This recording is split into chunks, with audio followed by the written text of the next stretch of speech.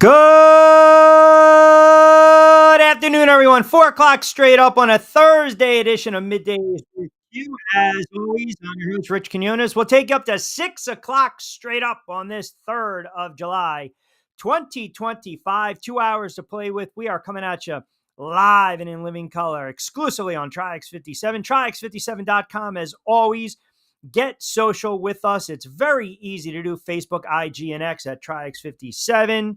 And of course, you can check me out on IG and X at RichQ and TikTok, RichQ on the mic. And as we kind of put to bed another busy week in the world of sports, a lot to dissect, dive into, debate, get into on a Thursday, the 3rd of July, as we are approaching 4th of July. Happy early 4th of July holiday weekend, Independence Day, to those that will be riding around down the shores, celebrating. Be safe, be sound, enjoy yourself.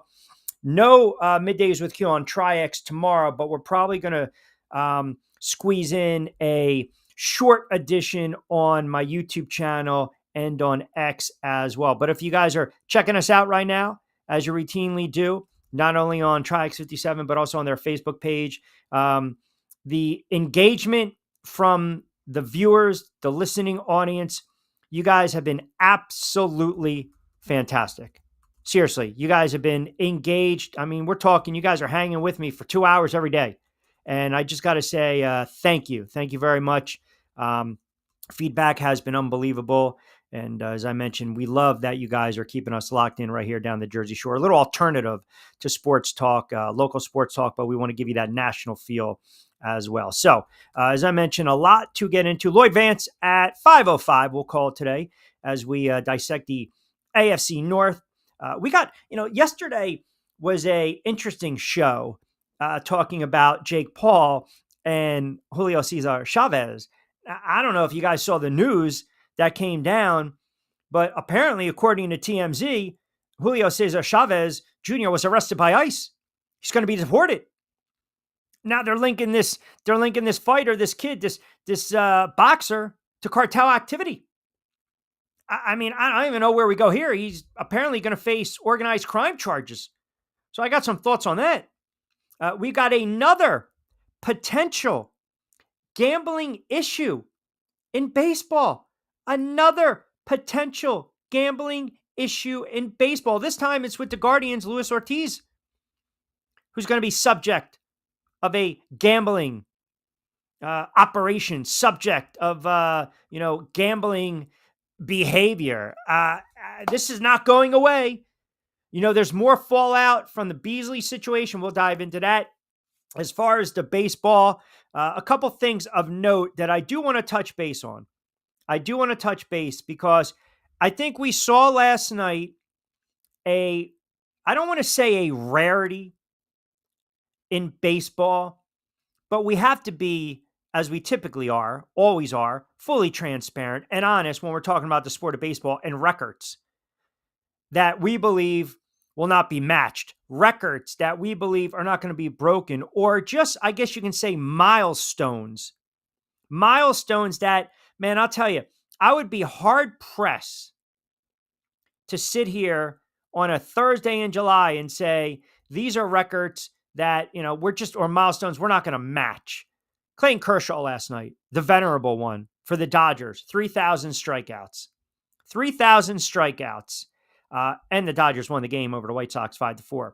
He becomes the 20th pitcher to reach 3,000 Ks for his career. Listen, he is a Hall of Fame pitcher, no doubt. And I used to get on Kershaw for years for not being a big game pitcher in the postseason or playoffs. Now, he squashed that notion several years back. He always had issues in the postseason. It's almost like Aaron Judge with the Yankees. Wonderful stats, unbelievable offensive numbers,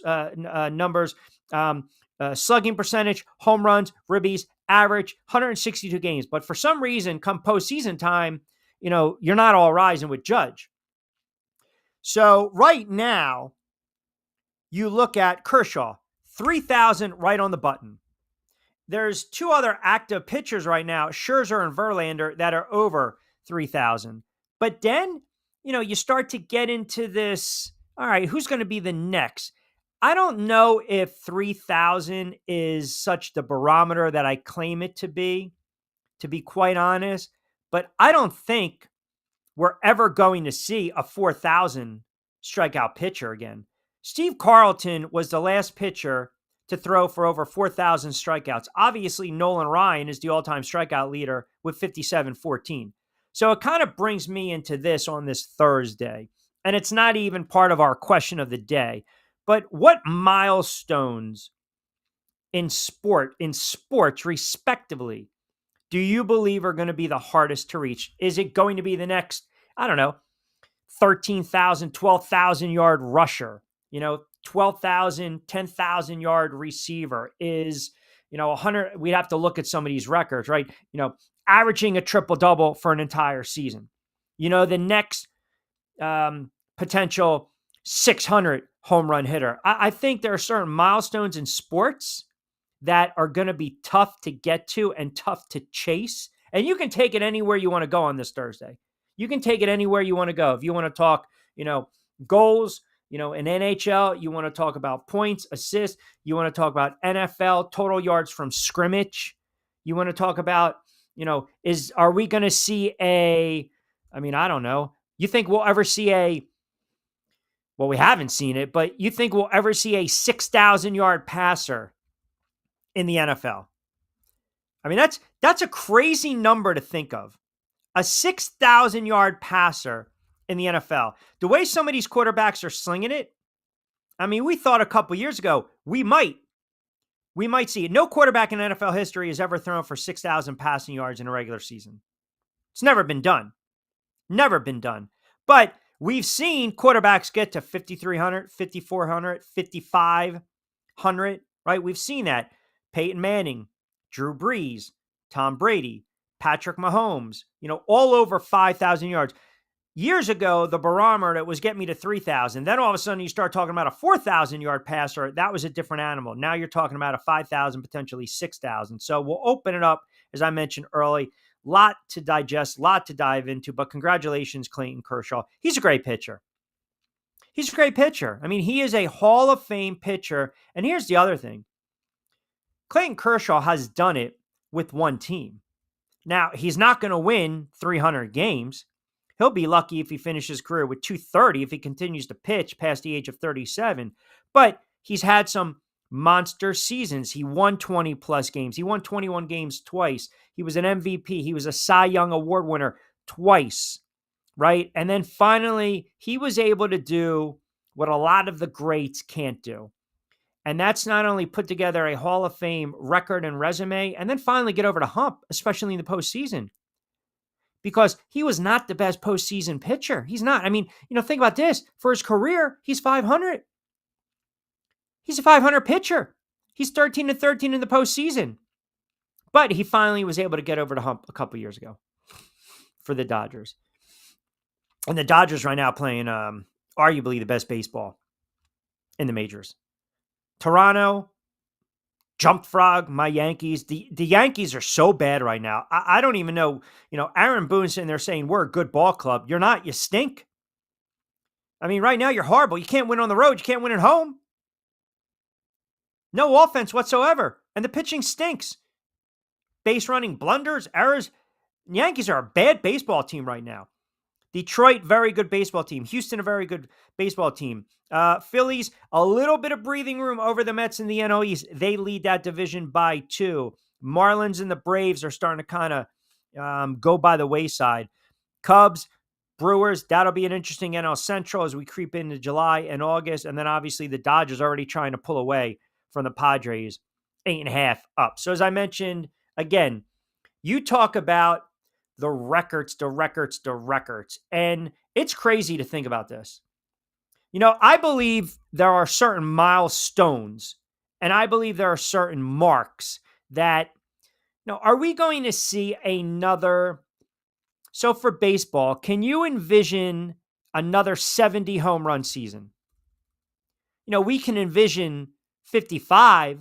We can envision 60 because we've had players that have hit 50 plus. I mean, hell, Brady Anderson hit 50 home runs years ago for the Baltimore Orioles, before we found out he was juice. 6 players have hit 60 or more home runs in a single season. Babe Ruth, Roger Maris, Mark McGwire, Sammy Sosa, Bonds, and he's not the home run king, by the way, Aaron Judge. I think some of you guys are, bringing in the hockey, which I think is probably your best bet, to be honest. Your best bet when you talk about total points, the record, it's absurd. I mean, Gretzky, you guys correct me if I'm wrong, the hockey guys, what does he have? Close to 3,000 points, right? 3,000 points, almost 900 goals. He's got like 2,000 assists. Yager, I just pulled it up. Yager is almost 1,000 points behind him. Am I doing my math correct? You guys check me on this, will you? The hockey guys out there. That's absolutely crazy. Now, points per game regular season, you go to Yager, you go to Gretzky, but I'm talking all-time leaders right now. Wayne Gretzky has 2,857 points. That's 1.92 points per game. Yager, who played forever, has 1,921 career points. You know the next player behind these guys is Messier. Crosby sitting at 9. Ovechkin sitting at 11. That's crazy. Does that not tell you how great Gretzky was? I mean, that's a record. Like when you talk about the all-time greats in respective sports, and we always talk about the quarterbacks in the NFL, right? Because we want to sit there and say, under center, touch the ball, here's the records, MVPs, Super Bowl MVPs, typically 99% of the time they go to the quarterback. They go to the starting quarterback of the winning team, period. It's not even debatable. Not even debatable, unless you get a Timmy Smith's running for, 200 and something odd yards in 87. You get a Larry Brown making a couple pick sixes, cashing in, and then doing nothing after his Dallas days. And in baseball, we look at the pitcher or we look at the slugger. And in the NBA, listen, if you're a center or you're a forward or you're, a guard and you're accumulating 15, 20,000 points, hey, that's a hell of a career.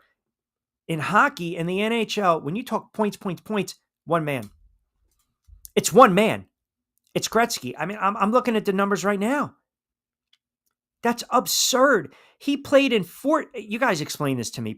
Make it make sense to me on this Thursday. Wayne Gretzky played in 1,487 games. He amassed 2,857 points. I mean, you just can't even, I can't even quantify that. I can't even make sense of that. Scott chimes in. By the way, Browns fan will do the AFC North at 505. Gretzky points total. Gretzky has more assists than Yager has points. That will be broken with the new 84-game season. Talking about the NHL. Look at that. De facto decides to chime in on a Thursday. I mean, where were you yesterday? We're talking, your Philadelphia Eagles and Washington pushing them. Over 2,800. Yeah, it's crazy. It's absolutely crazy.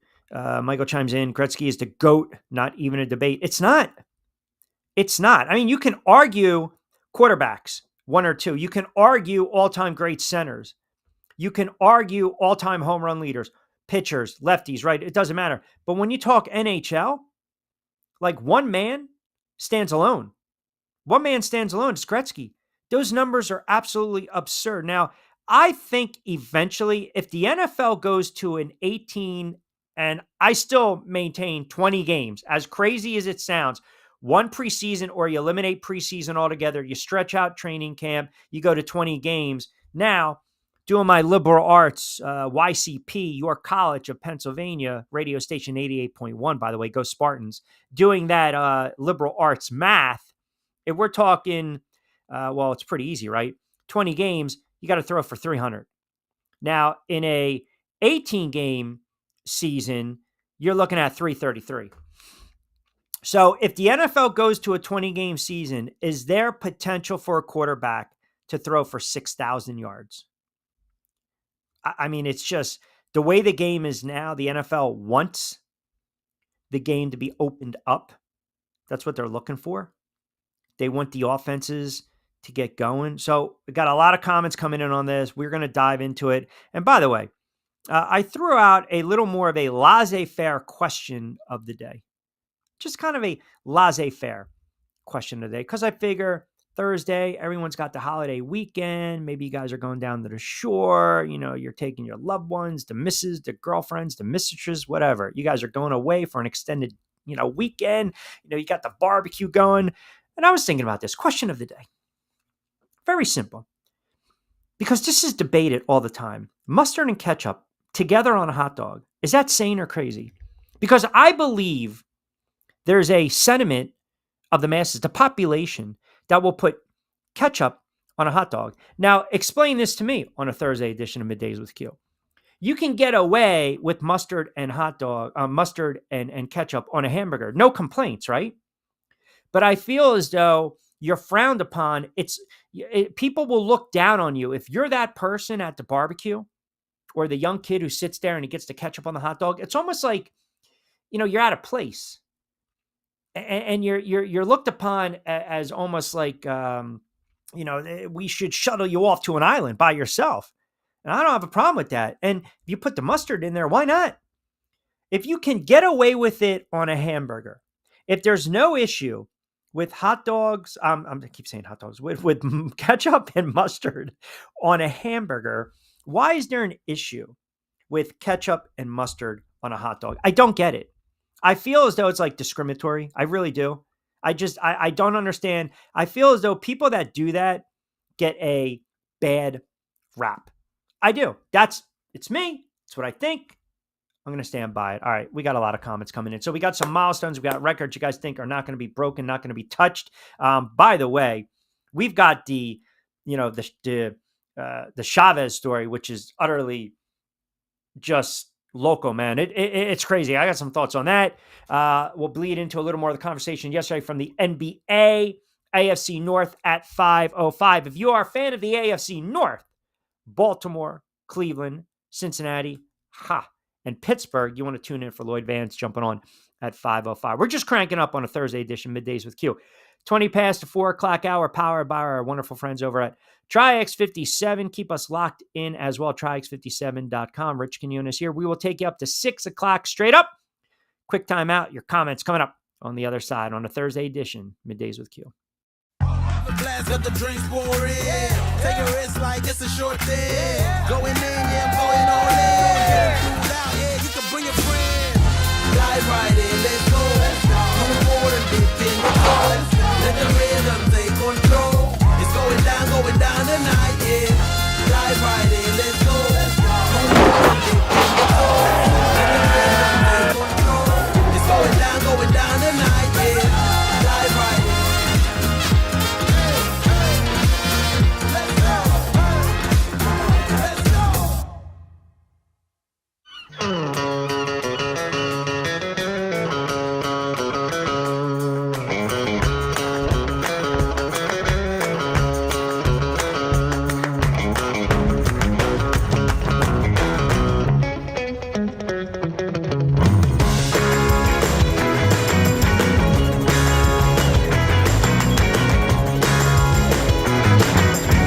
This is what the Down Beach Seafood Fest is all about. It's about community, it's about friends, it's about culture, right? The food culture in Atlantic County is rich.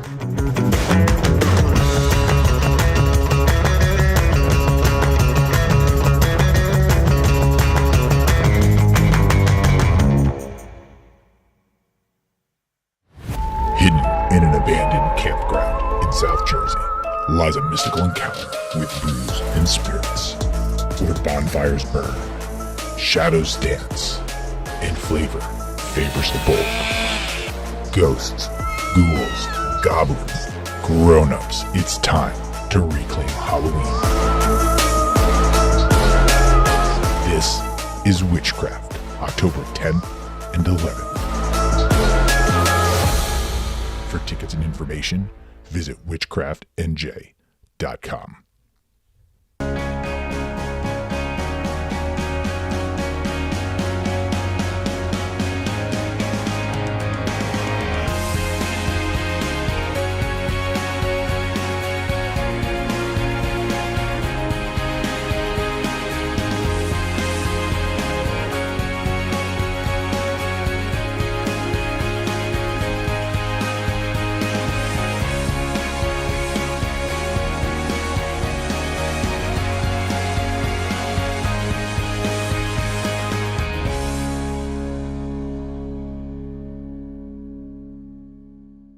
Hi, I'm Bruce Pascoe. I'm very fortunate. Years ago, I found something that I genuinely like to do, and it's something that helps other people. What I do is help people transition from traditional health insurance into Medicare. I've been doing it here in Atlantic County for more than 20 years. If you're getting ready for Medicare, call me for a free consultation. 609-484-9800.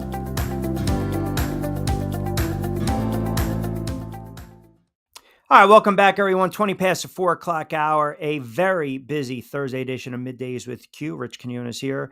Love the engagement and the comments coming in fast and furious. We'll take you up to 6 o'clock. We're here on Triax57 as well. Scott, no ketchup on a hot dog. Pink Mink needs mustard. Vince chimes in. What's going on in this damn country? Are we talking about the hot dogs, the hamburgers, the ketchup, the mustard? We talking about Chavez getting deported by ICE? A lot of stuff going on this Thursday, brother. A lot of stuff. Q300 game winners in baseball will be rare, I think. Yeah, that's a great one. I'll do you one better too, Scott. How about this? Think about the way baseball is now. And I have this argument all the time with baseball writers, media guys, even some former pitchers and players. I'll ask you guys this. What is a lost art in baseball right now? From a pitching standpoint, what would you consider a lost art? And again, as a reminder, get social with us, Triax57 on Facebook, IG, and X. You got to follow along. You got to like, got to comment. You got to subscribe as well. Also, Rich Q on QX, Twitter, Rich Q on the mic on TikTok. What is a lost art when we're talking about the sport of baseball? I mean, it should be pretty easy to you guys. Really, it should be. There you go. Bam. Complete game. Think about this for a moment, because I was looking at these numbers the other day. Steve Garner from USA Today will join me next week. So growing up, and even for some of you younger guys, do you remember that the complete game, guys were doing it left and right? I mean, you go back to the early 90s and then to the late 70s to the 80s. Guys were pitching 19, 20, 25 complete games in a season.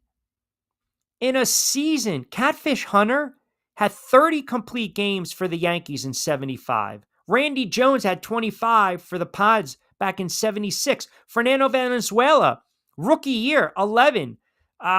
Steve, Louisiana Lightning, Ron Guidry, I think had 21, 22 back in 83 on a bad Yanks team. Roger Clemens had 18 for Boston, 18, 19 back in 87, 88. This is a ridiculous number.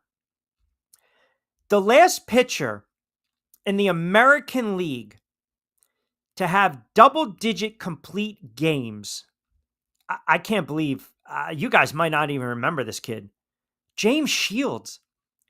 James Shields had 11 complete games for Tampa in 2011. The NL, don't even get me started in the National League. The last pitcher in the NL to have 10 or more complete games in a season, Randy Johnson, 1999. Now, I get it. The game is different. They want to shorten up the pen. They want to shorten up the game. They want to have their guys go out for 5, 6. It's a different animal. But we talk about some of these records, milestones, stats that really can't be touched. Complete games.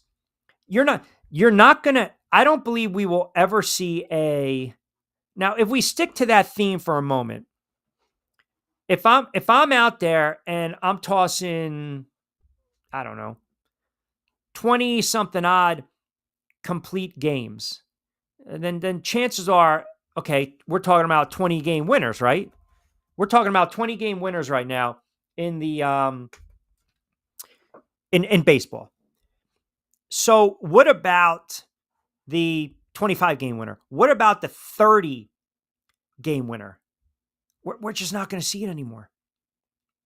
We're not going to see that ever again, so you can talk about the 60 plus home runs. You can talk about, 5,500 yard passer. You can talk about Gretzky and his points, the goals per season, all these rookie records, the assist.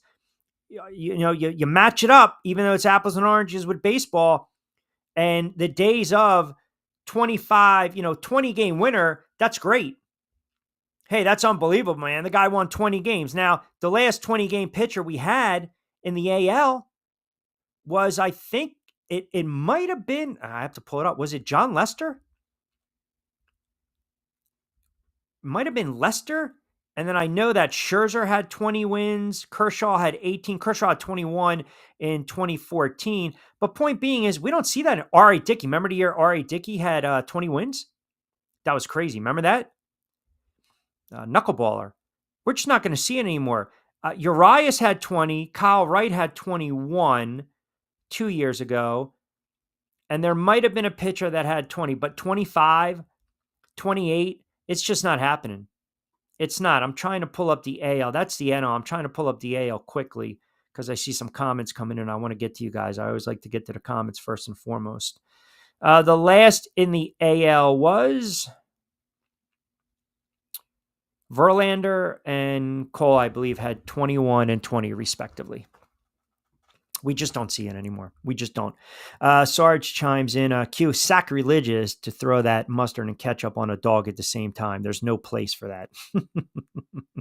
Let me see. Danny chimes in, a big-time hockey fan in Newark, Delaware. Q, absolutely agree with your guys chiming in. It's all about Gretzky, number one in every statistical category. It's absurd what he's able to accomplish in his career. Yeah, not bad. Matty Ice in Delaware chiming in. No one's ever going to hit 70 home runs unless they're juiced once again. Q, enjoying the show as always. 70 home runs, different barometer, right? When you get a running back that was running for over 1,000 yards, that was not a big deal in the NFL. Now we're seeing guys eclipse 2,000 yards. So then we'll keep it right there. I think this is all based on the notion if the NFL goes to 18 games. If they go to 20 games, all bets are off. Look, O.J. Simpson rushed for 2,000 yards in 1973. He did it in 14 games. Other backs, 16, 17. He finished with 2,004 yards. Dickerson broke the single season rushing record. And that was the second 2,000 yard season. Now, again, that was 16 games. His average was $131 on the ground. Barry Sanders. What did we just see recently, right? Adrian Peterson, Derrick Henry, Saquon Barkley. And again, Saquon reached 2,000 his 16th game. So to date, Davis and Barkley are the only members of the 2,000 yard club to win a Super Bowl in the year they rushed for 2,000 yards. Now, will we ever see a 2,500 yard rusher? We're never going to see a 3,000 yard. I mean, that's just goofy talk. But 2,500 yards, like I believe there's certain numbers, milestones that it's just physically you can't touch them. You can't. They're untouchable. They really are. They're really untouchable. Tommy, boxing guy chimes in. Q, are you kidding me with the story? Is this legit on Chavez Jr.? That's what I'm reading. I mean, it's extremely bizarre. I mean, so Homeland Security tweeted out on July 2nd, ICE arrested Mexican boxer and criminal illegal alien Julio Cesar Chavez. He is now being processed for expedited removal from the United States. This Sinaloa cartel affiliate has now, if you know it, I mean, Sinaloa cartel, are you kidding me?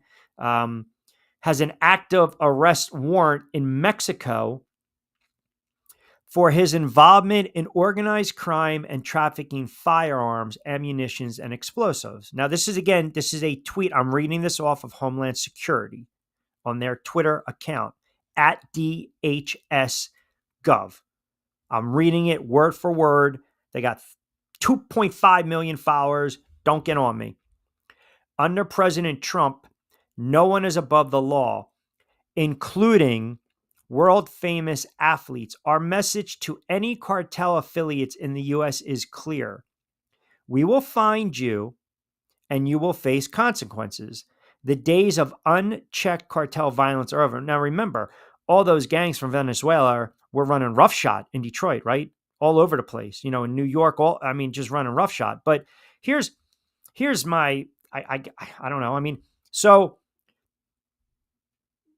we are now it's being claimed that Julio Cesar Chavez Jr. is a affiliate of the cartel. That's what's being claimed. Now again, just follow me for a moment.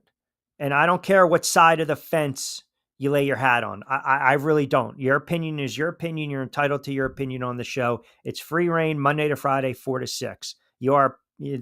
There's whatever your political stance is, whatever side of that's your business. But just follow me. So he is, quote, they claim he's a cartel affiliate, which is never a good thing, right?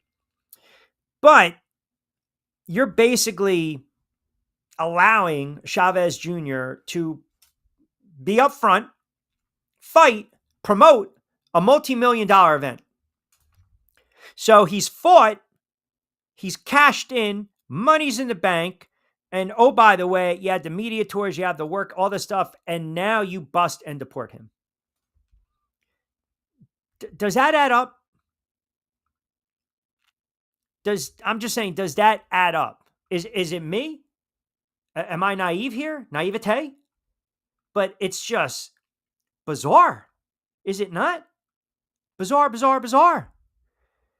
Apologies, fellas. Late arrival, busy day. Man. Hey, man, you chime in when you feel like you're chiming in, because apparently you're starting to get that reputation where, after yesterday, people felt maybe you were a little too harsh to said host. How about 3,000 for Kershaw? 100%. Non-room reading entrance. No. Listen, you're good, brother. You're good. You're good. Are we kidding this? What do we? Do I have to read this one on the air? With global warming and more humid air, I expect home run production to increase.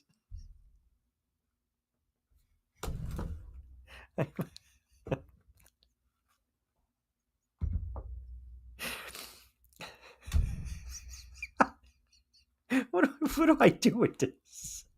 What are you watching? What are you watching? Like the day after tomorrow? Remember the scene, right? The day after tomorrow, right?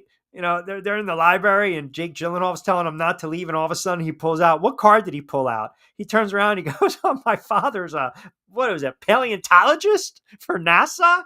All right, de facto. All right, cash grab on Chavez Jr. Listen, that's what do we think now? Now where are we going to go with this? Right, we're going to go down the rabbit hole. Cash grab, laundering the money. Here we go. Drive you off to the desert. What's his name in Breaking Bad? I thought I was being polite. You were sort of, but to be honest, man, some people felt maybe you were being a little too harsh. And that's okay. You know why? Because we accept that. We don't have a problem with that at all. We don't. You come at us, we're going to come right at you. Remember, there's two types of people in this world, right? You guys know. There are those that do what? They run towards the fire, and then there are others that run away. Speak that truth, Q. Hey, we have to. Yeah, I don't know what de facto's thinking on a Thursday. I just don't. I really have no idea. Where are we going with the humidity and the air and the velocity and what is that now? The pitch radius and that's another thing. I've got pet peeves. We'll do that for another show, but there's certain phrases I can't stand. You don't friggin' push the ball down the field. Stop. You throw the ball down the field. You can't have a walk-off goal in hockey, a walk-off field goal, a walk-off basket. No. You want to say walk-off homer, that's one thing. But stop using walk-off, just so haphazardly. That annoys me. So to Michael's point, yeah, I agree. Like, what are we doing now? We're talking about humidity in the air, right? The ball, yeah, in the summertime, it's more humid in certain ballparks. The ball travels, citizens, cores, altitude, of course. I mean, you're just killing the momentum de facto with that comment. It just reminds me of, what was the movie? The Day After Tomorrow. Like, I got to listen to Jake Gyllenhaal because his father's a paleontologist. I had to Google that. I can't believe I even pronounced it properly, but his father's a paleontologist. Talking about a lost art, stolen bases. Those records are safe. Yes. Yeah. Stolen bases in baseball is beyond a lost art. Look, no one's turning around and we're pulling, God rest his soul, Ricky Henderson. No one's stealing a $130 back in '82 for Oakland. I mean, which, by the way, put it in perspective, what Ricky Henderson did that year. Lou Brock is also considered one of the all-time great, base stealers in baseball history. He swiped 118 in 74. Ricky Henderson turns around and goes 130 in 82. Unheard of. Maddie in Delaware chimes in. Q, what the hell are you talking about? Humidity. Please check these comments.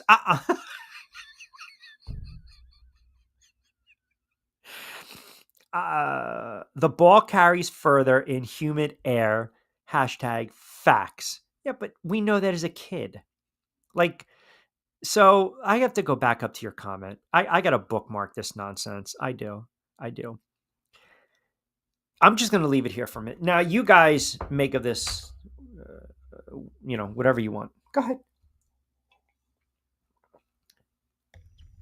Global warming, more humid air. I expect home run production. So are we talking this season? We talking about overall, 5-10 years from now? So let me break it down.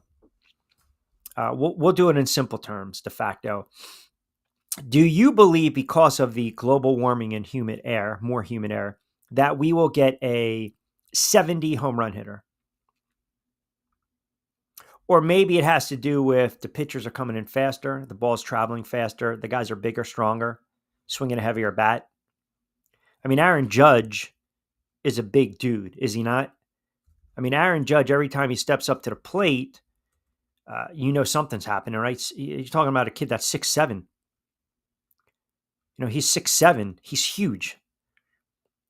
So we stick him in your humid air scenario. Is he cranking 65, 70? He hit 62 in 2022. He hit 58 last year. He's got 31 already this year. He's the MVP again, by the way. I mean, let's make no bones about it. Aaron Judge, you make already a Hall of Fame player.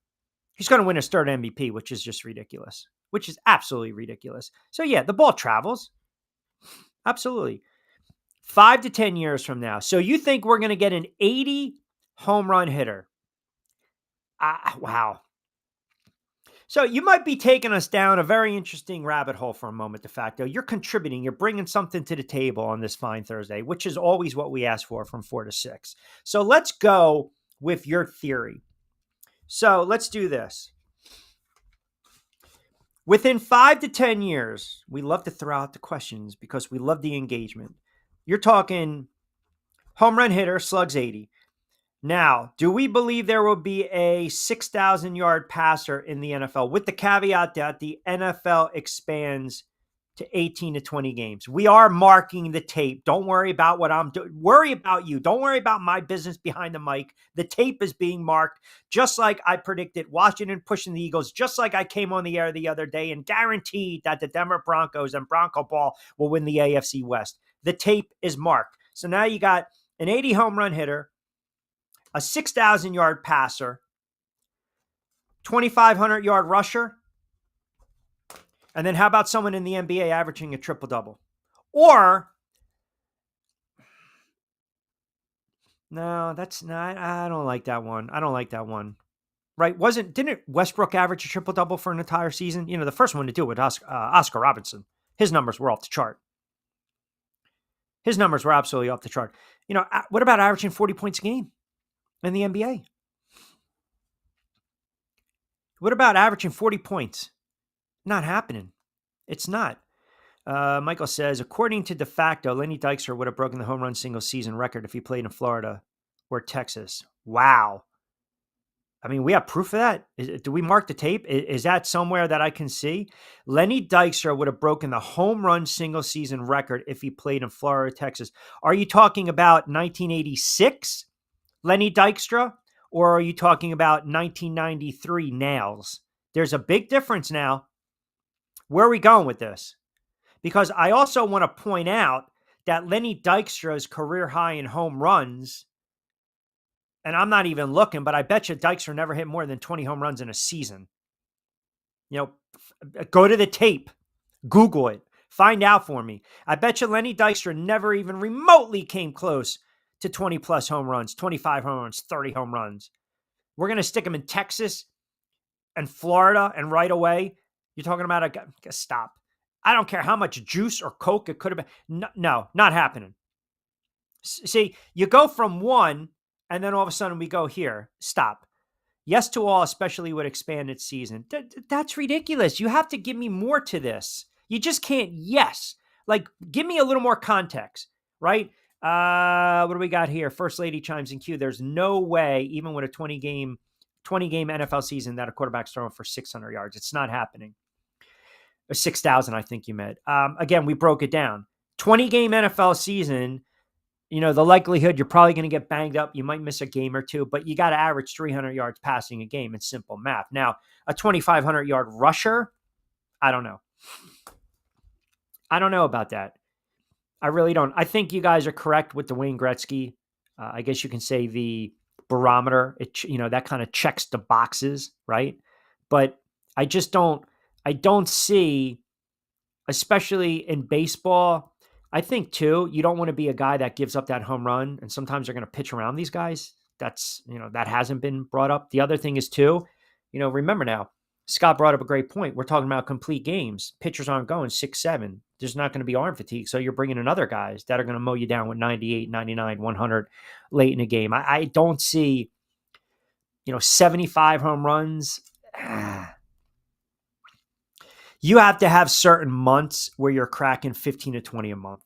Like, you have to have that binge that Sosa, McGuire, Bonds, Judge had a couple years ago. I mean, it's just physically, I just think, especially the one mistake I believe some players make is they tire out, especially the ones that are part of the home run derby. All those swings one night. I mean, you do get fatigued.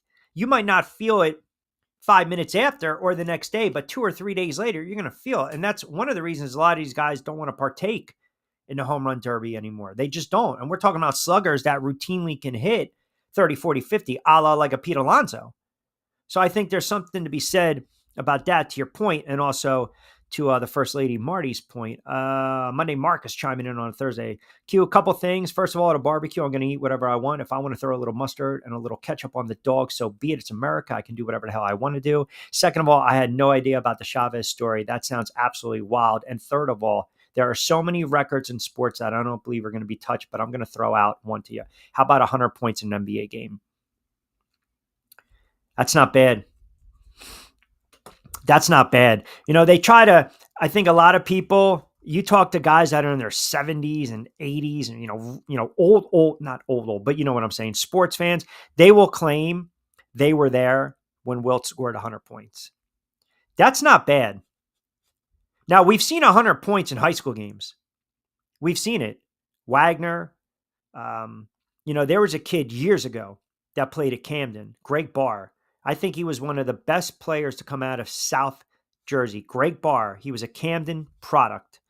He scored, I think, 100 and was it 105? Or did he just hit 100?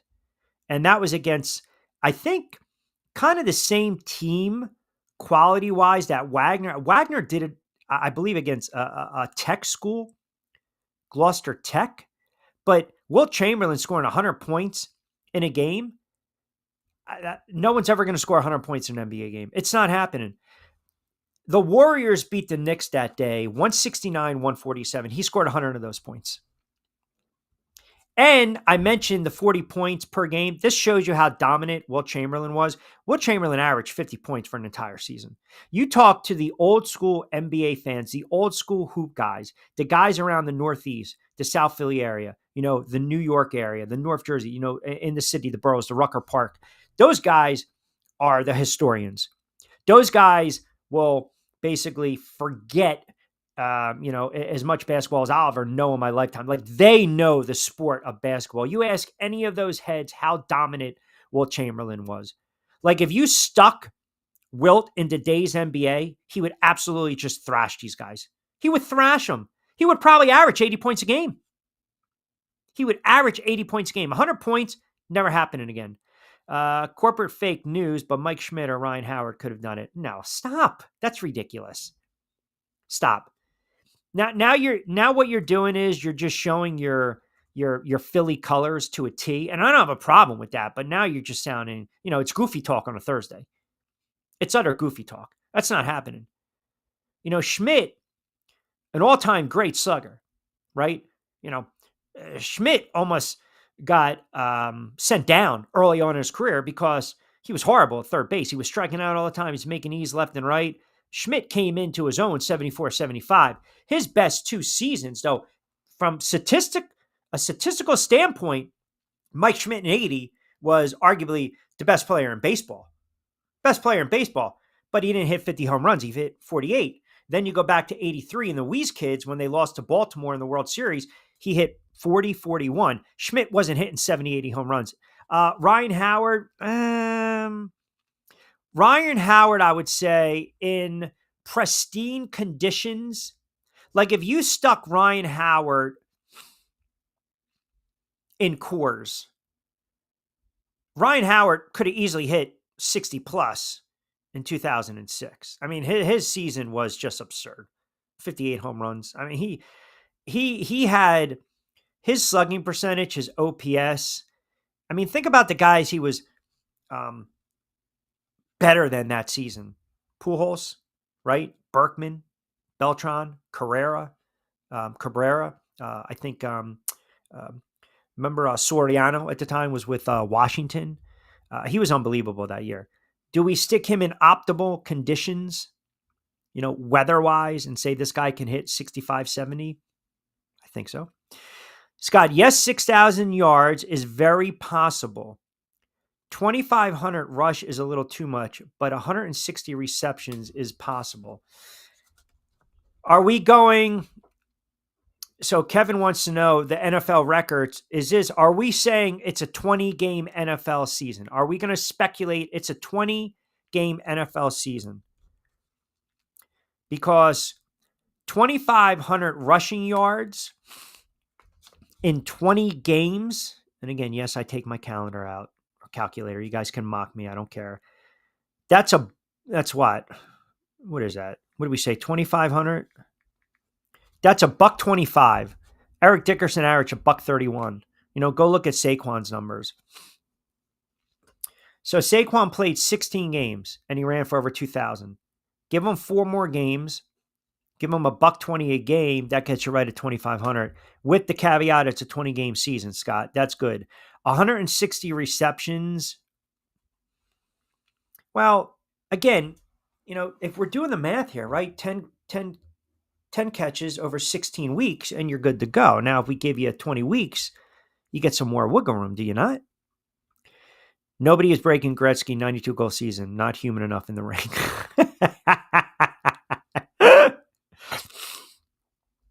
Excellent point. Excellent point. What do we got here? Tom and Summers' point. Q, as well as I do, no one is breaking Bonds' record.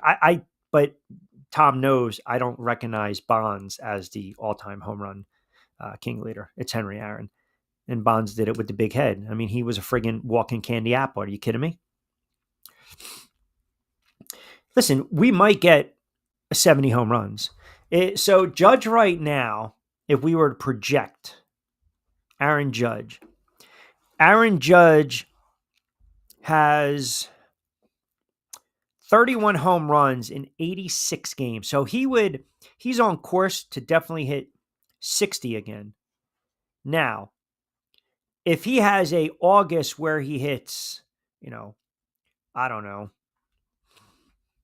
18 in the month of August, depending upon what he does in July, then we can have, if Aaron Judge is sitting at 60 home runs in late August, 63 home runs in late August, that's going to be a hell of a story. That's going to be a hell of a story to unfold. I mean, look, he's going to win the MVP in the AL. But point being is he can hit over 70. Who is on your Mount Rushmore for the NBA? Are we talking just all-time greats or certain positions? Yeah, I can't do it, Michael. I can't do Bonds. I can't recognize that. My top 5 in the NBA is very different because I look at eras, and obviously people will put Jordan. I kind of, Wilt, Kareem. People forget how great of a player Bill Russell was. I have to put Magic Johnson there. That's why when everyone, when you get these talking heads or you guys are out with your buddies and you compare Jordan and LeBron, that's not the comparison. Honestly, you really shouldn't compare LeBron to Michael Jordan. If you're going player to player, player comp to player comp, you compare Jordan to no one. You compare LeBron to Magic Johnson because similar player. In stature, what they can do with the basketball on the floor, handle, dish, assist, rebound, score. Like Jordan is rarefied air, no pun intended, right? I mean, Jordan is just regarded as the greatest player of all time.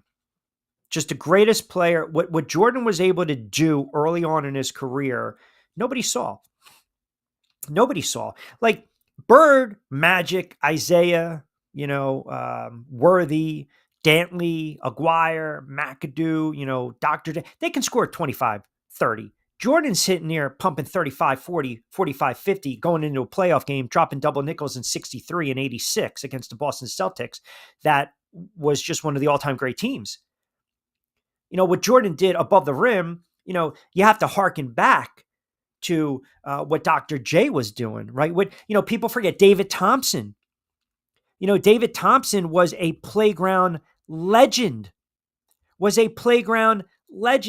David Thompson, the original Skywalker, not my guy, Kenny Skywalker, but David Thompson was a kid from North Carolina, played in the NBA, made his bones on the blacktop, the streets of Rucker Park, where, guys like him and Dr. J, they were putting a quarter on top of the backboard and they were grabbing it. Like, those were your high flyers.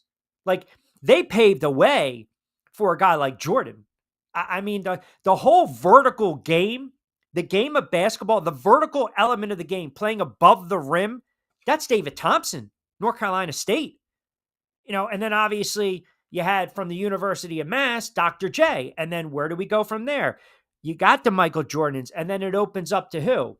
Then we start to go into the Kobe's, the McGrady's, the Vince Carter's, the LeBron James, and the list goes on and on. So going back to your question, it depends on position for me. But I think, Jerry West is right there. Larry Bird was unbelievable. Larry Bird, we say in baseball, we talk about that 5-tool player, right? Mike Trout, Millville, Angels, here you go, 5-tool. What can he do? He can run, he can hit for power, he can catch, he can throw, he can steal bases. He's got the 5 tools. He can do everything.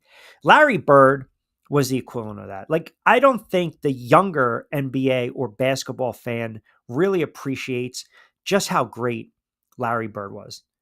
I mean, I watched Larry Bird pretty much his entire career because he was killing my Knicks. And Boston was the team in the 80s. The Boston Celtics and the Los Angeles Lakers were the two teams that played in every single NBA finals in the decade of the 80s. Like, think about that. You had wall-to-wall Hall of Famers. That's why you guys get on me and say, stop being the old man on the porch talking about yesteryear in the NBA. That's when the NBA was great. that is when and I'm smiling because I get so excited watching those old games. I'll still watch them on YouTube, or I'll go back and I'll watch, the NBA Fantastic, the NBA Presents, all the old NBA games. Larry Bird is one of the greatest basketball players that have ever lived. It's just what he can do with a ball, the court vision, the acumen. Larry Bird was not thinking a play ahead, a dribble ahead. He was, as we like to say, right, playing chess, and the defenders were playing checkers. I mean, the way he was dogging defenders out there with the ball fake and the no-look passes. Yeah, Magic did his thing. Magic would put it on the floor, the no-look pass, the bounce pass between the legs, behind the back, the hook shot, getting his teammates involved. He was unbelievable. But that was Showtime. That was the style, the flair, the theatrics, playing with wall-to-wall Hall of Famers. And then you got Bird with the Boston Celtics, right? In the big three, McHale, Parrish, Bird, and then the bench, and Walton and Ainge and all those guys. Bird was unbelievable. I would go Jordan, Magic, Bird, Wilt, dominant, Bill Russell, Kareem, yes. Jerry West was an unbelievable player. Jerry West, Mr. Clutch, he was a fantastic player. And I think there's players, when we say Mount Rushmore, they're deserving to be on that Mount Rushmore. The NFL, we only look at one position. For some reason, we fixate on the quarterback. That's always the debate. You don't hear people really saying, who's greatest wide receiver? Because you already know, Jerry Rice, right? I mean, again, it's open to debate and discussion, but Jerry Rice. I mean, Jerry Rice, just his work ethic, the time he put in to perfect his craft, and the numbers, the stats, the longevity speak for themselves. And Jerry Rice, his first couple seasons in the NFL, he had a case of the dropsies. That playoff game in '85 against the Giants, early on in that game, he broke free. I mean, that was your picture perfect West Coast offense, hit Jerry Rice in the slant right between the DBs. He's running free to the end zone, Giant Stadium, I remember, and he just lost the football. Changed the whole complexion of that game. From that moment on, that offseason, Jerry Rice will tell you that was one of the most low points of his career because it changed the whole complexion of that game, that season. And obviously the Giants now use that for momentum going forward. 85, they lose to the Bears. 86, they beat Denver, for the Giants to have their little mini run of dominance in the NFC along with San Francisco. Jerry Rice said every day he got up and he went to the jugs machine. He was running. He was having guys smack the ball out of his hand. He was sleeping with the football. He was obsessed like Jordan was. He was running bleachers like Bird was, taking shots. He was obsessed like Kobe was. So to Michael's question, the great ones are obsessed. They are in, they're early, they are the last one to leave. And it's so rare. So I just can't throw guys up on the Mount Rushmores. I take it very serious because now we're talking about a certain level of greatness of the player. Gretzky, stick him up there because there's only one great one.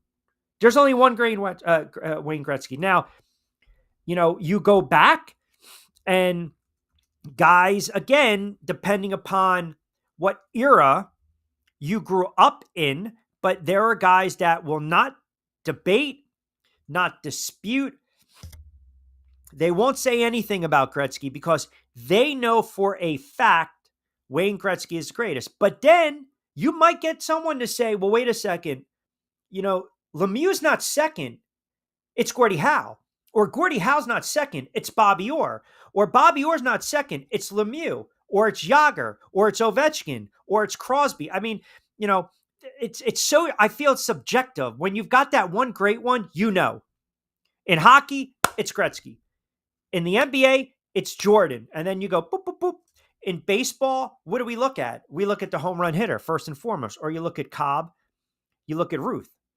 That's where we look at baseball. Or some people will say generational talent. Willie Mays, Henry Aaron, Bonds, right? Or is it Ichiro? I mean, in 10 years, are we going to say Ichiro because he's a pitcher and a hitter? And then the NFL, I believe we're just so fixated on the quarterback. I believe we're so fixated on the quarterback that when we have any discussions in the NFL and we say, who's an all-time great in the NFL, are we breaking it down in position? So, like, again, as we kind of close out hour number one, in the NHL, where we kind of started off with some of these records, it's pretty easy. We can say it starts and ends with Gretzky, and then it's pretty subjective, 2, 3, 4, 5. In the NBA, we talk in positions. In the NFL, we're going to have the argument with quarterback, right? It's always the quarterback. So reverse of records never being broken, the records being broken. Sacks in the NFL in a 20-game season would change forever. I think the sacks in the NFL, I think that record, that stat, there's a couple stats that annoy me. So interceptions, we always talk about, oh man, this guy threw, 25 picks, 30 picks.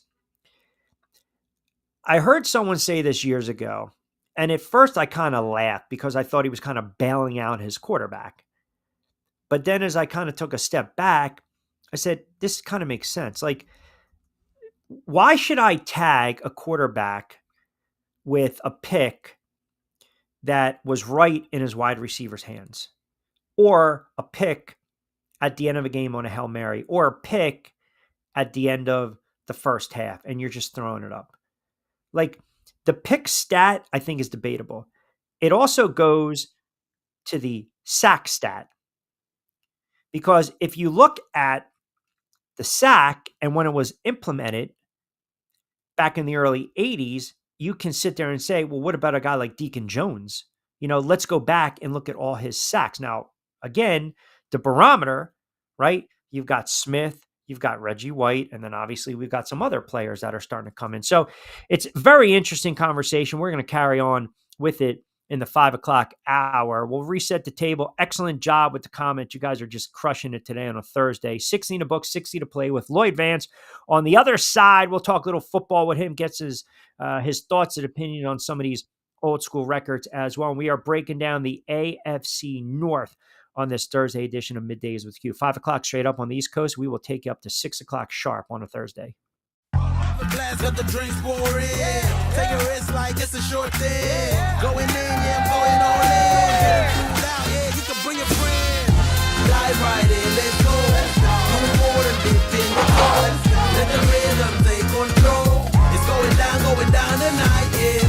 Dive right in, let's go. Move forward, dip in the flow. Let the rhythm take control. It's going down tonight, yeah. Dive right in.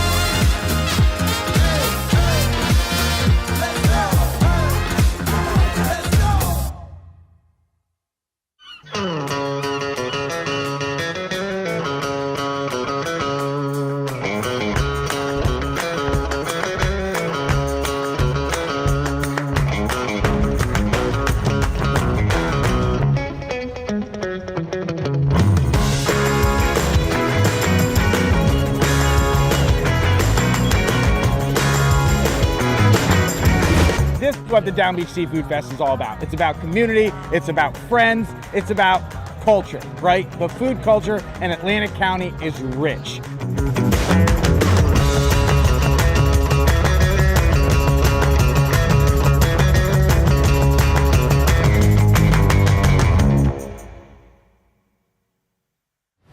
Hidden in an abandoned campground in South Jersey lies a mystical encounter with brews and spirits, where bonfires burn, shadows dance, and flavor favors the bold.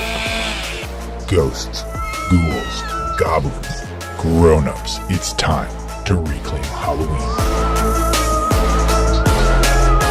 This is Witchcraft, October 10th and 11th. For tickets and information, visit witchcraftnj.com. All right, 5 o'clock straight up. Apparently, some of the listeners have a fear of Halloween, and that commercial kind of disturbs them. Now, it's July. We're talking about October. Now, Lloyd, I'll bring you in on this Thursday edition of Middays with Q. Lloyd Vance, host of Lloyd Vance's Insider Football Monday at 8 o'clock on SR 1029 FM, The Game, at Lloyd Vance. Any issue with Halloween? I know it's July. We shouldn't even be talking about it. It's a paying sponsor, but anything frightful, fearful of Halloween, you're okay with Halloween and clowns and stuff like that? I'm not scared, man. The only thing is sometimes it's a little creepy, that clown and everything. My kids wanted me to watch that movie, but overall, I'm good, Q. Not You scared. can't. Yeah, that's a horrible movie. That's a movie that scared the hell out of me. Yeah, that I was not a fan of that clown. When I watched Poltergeist, I'm watching Poltergeist as a kid, and I had a clown in my room, and my sister, to be, just decided to stick the clown under my bed, and I haven't recovered. You're talking about 25 plus 30 years of therapy. It hasn't gotten any better for me. So, all right. So we got a lot of NFL.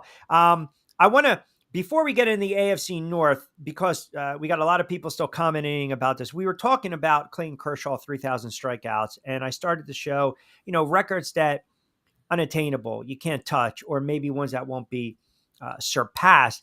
And we were just kind of going on the premise, say the NFL expands to 18 games, which we believe it will. Let's take it a step further, say 20 games. Do you believe we'll ever see a 6,000-yard passer? If they get 2 more games, there is the possibility. But, it's a quarterback-driven league. But the crazy thing is last year, Q, there was only 6 quarterbacks that threw for 4,000 yards plus, So, Burrow was at like 4,900 or so. Right. Then got to 5,000. So, but the defenses are so lax and everything. Yeah, I could possibly see a 6,000-yard season. But it's going to take like a Warren Moon type run and shoot type offense where they're throwing it all the time. Yeah, that's exactly. I mean, you do the math, the numbers add up pretty easy, right? How about a 2,500-yard rusher? Nah, Q, I don't think we're going to see that. Running backs just get so beat up, and there's just so much that comes with that position. We saw that last year with Saquon Barkley. Everybody was wondering, okay, is he going to break down as he hit that 2,000-yard threshold?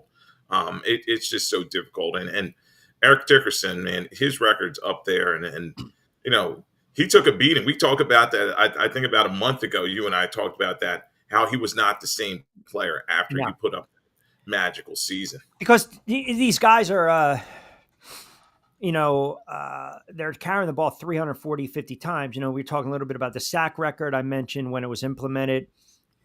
When the NFL, what was it, 81, 82? 1982, the sacks came into play. So you talk about a guy like Deacon Jones. I mean, how many, if you actually equated it over the course of a career, and you look at if they were actually calculating, keeping tabs on sacks, I mean, you would stick him right there with the Bruce Smiths and the Reggie Whites.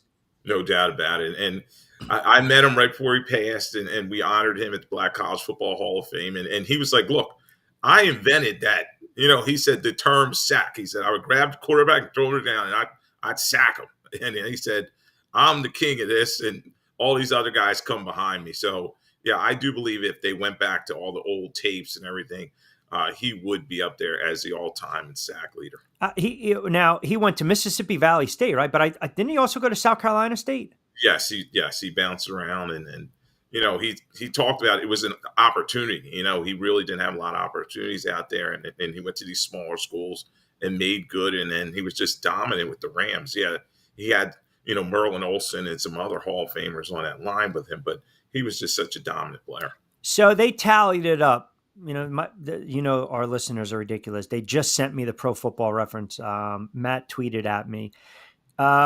He had his sacks 8 and 61, 12 and 62, 5.5 and 63, 22 and 64, 19 and 65, 18 and 66, 21 and 67, 22 and 68, 15, 12, 4, 6, 5, 3. I mean, you're talking 20, 47, 37, 77, 90. Now you're over 100. Now you got $120, $130, $140, $150. Now, again, it's not, I mean, what did Smith have?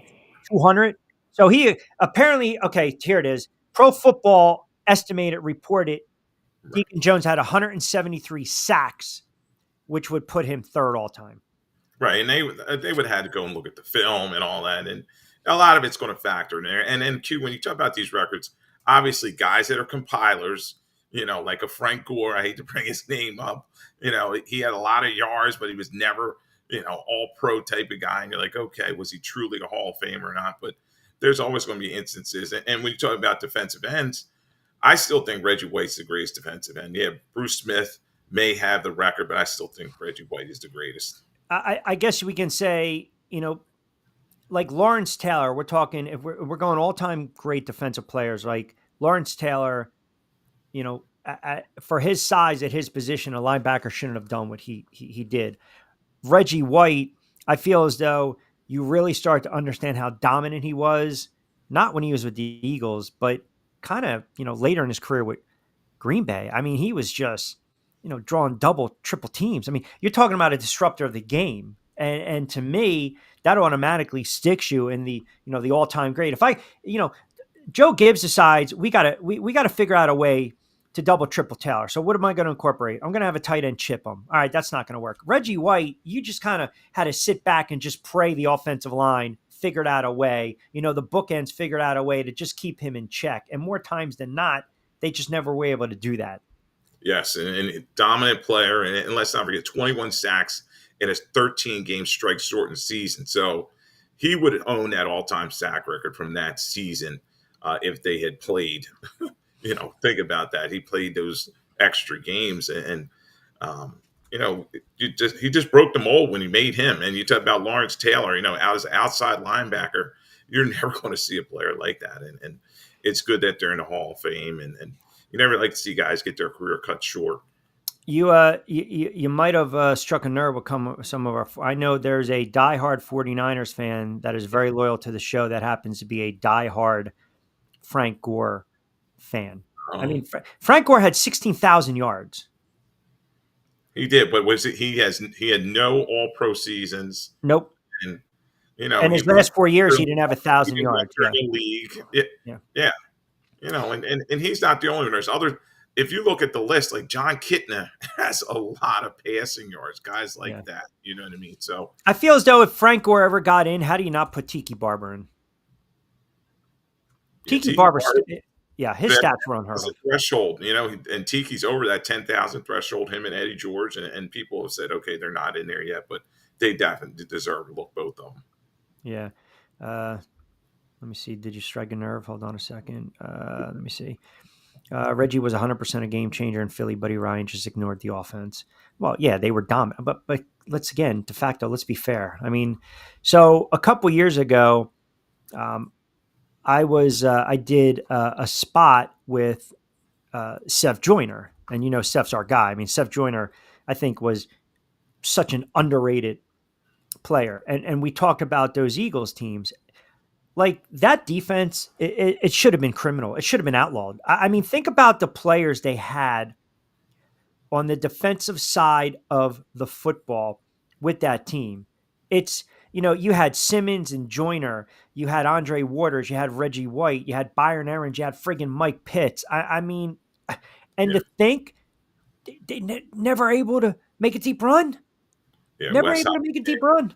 And Willie T. I mean, I could go on with that group. And on my show and a bunch last year when the Eagles defense was so dominant, everybody was like, well, you grew up watching that Buddy Ryan defense. Were they better? And I think the Eagles defense back then was better.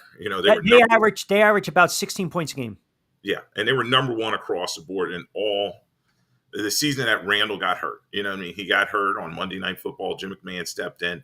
And that defense was number one without him across the board. Now, didn't he tear his knee up early against Green Bay? Was that the 91 season? Yeah, that was another season, probably 2 years prior. He got hurt the first game of the season. Green Bay, and they won that game. Yep. Yeah. So, and the defense carried them, and they won 10 games.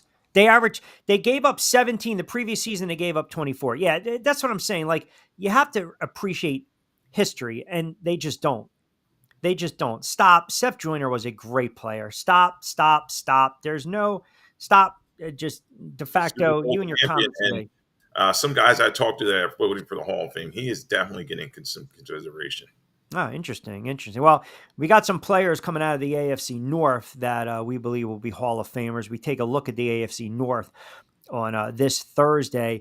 Very compelling division. We know Baltimore, Cincinnati, they fixed that defense a little bit. Cleveland's going to stink. And then obviously we've got the Steelers. So here we go. The Ravens sit top of the division. Now we're talking win totals, over and unders, 11.5.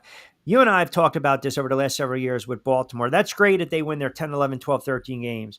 But enough is enough. You've got to make a deep run into the playoffs. And this team's got to get to an AFC championship and a Super Bowl, because I think right now, you are basically wasting the career and prime of Lamar Jackson.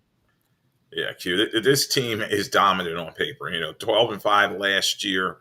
The Pittsburgh game in the wild card round, that was a given. Pittsburgh was leaking oil coming into that game, and the Ravens took care of business, but they lose to Buffalo. Some mistakes early in that when they tried to come back, but Lamar Jackson, 3-5 in the playoffs, and two-time MVP, but it's always a yeah, but. And this roster, as I was saying, they've tried to bring some playmakers in. DeAndre Hopkins, we'll see what he has left coming over from Kansas City. They gave Rashad Bateman an extension at receiver, and then they have Zay Flowers, who's kind of become dominant.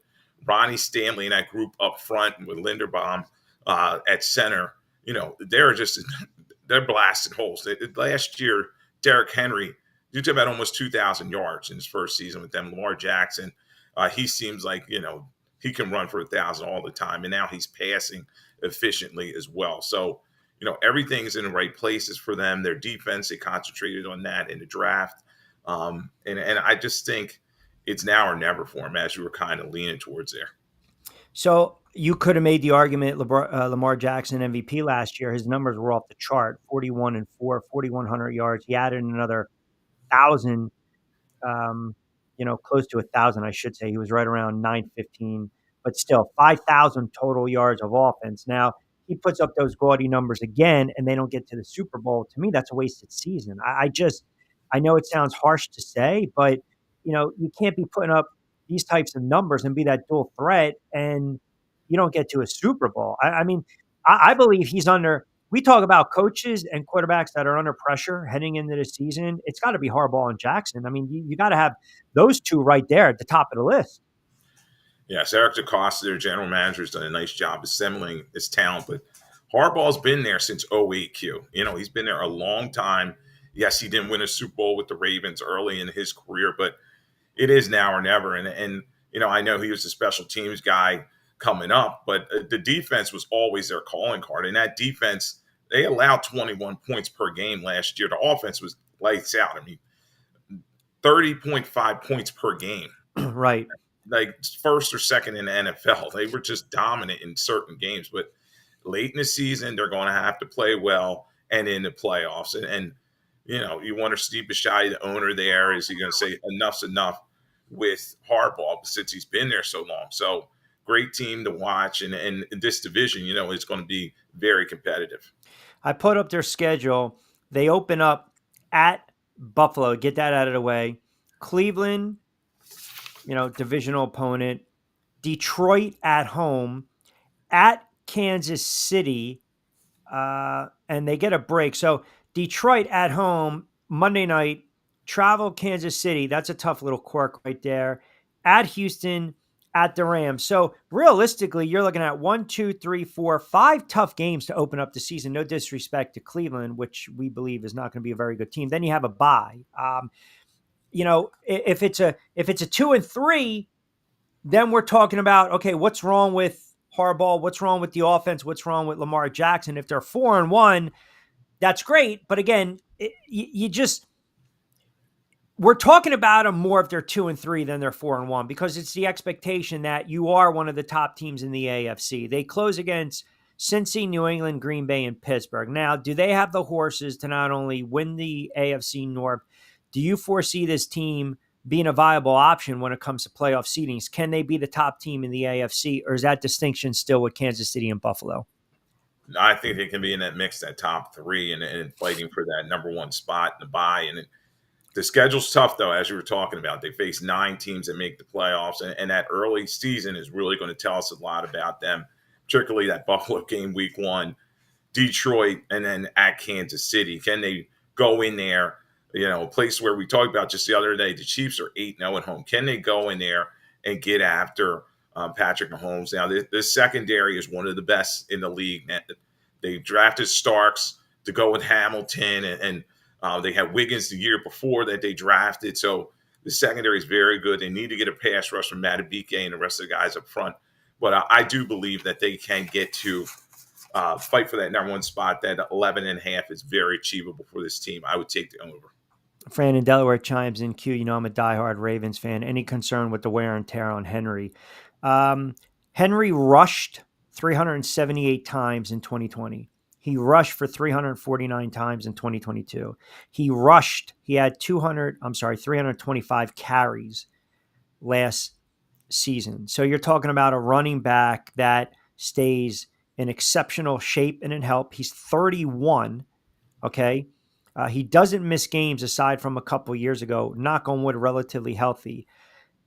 Is it a down year if he gets 1,800, 1,700 yards and he carries the ball 300 something times? Do you still believe he will be look, he's the featured back. We know that. It's foolish of me to say that. I guess the question is, do you believe he's still going to be the focal point of this offense? I do believe the running game, first and foremost, will be, the focal point of this team. And Henry, he'll get the early carries, but then they're also going to use Lamar Jackson on a read option.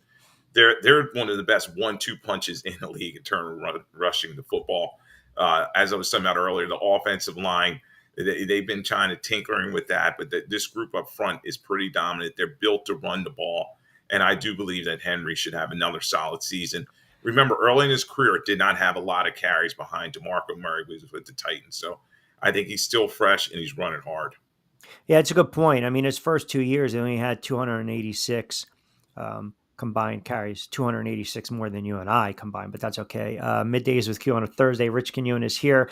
We are not on Triax57 on a What the Frig Friday edition, but we'll have an abbreviated Middays tomorrow for the 4th. So if you guys are driving around, keep us locked in for the next 20. You'll capture us on demand as soon as we're off the air at 6 o'clock. Lloyd Vance kind of join us at Lloyd Vance, host of Lloyd Vance's Insider Football on Sports Radio 102.9 FM The Game down there in Florida, and he's kind enough to always join us on BYP Back to Play as well as Middays. All right, so that goes to Cincinnati, a team that, the cliche of, hey, we don't want to see them in the playoffs.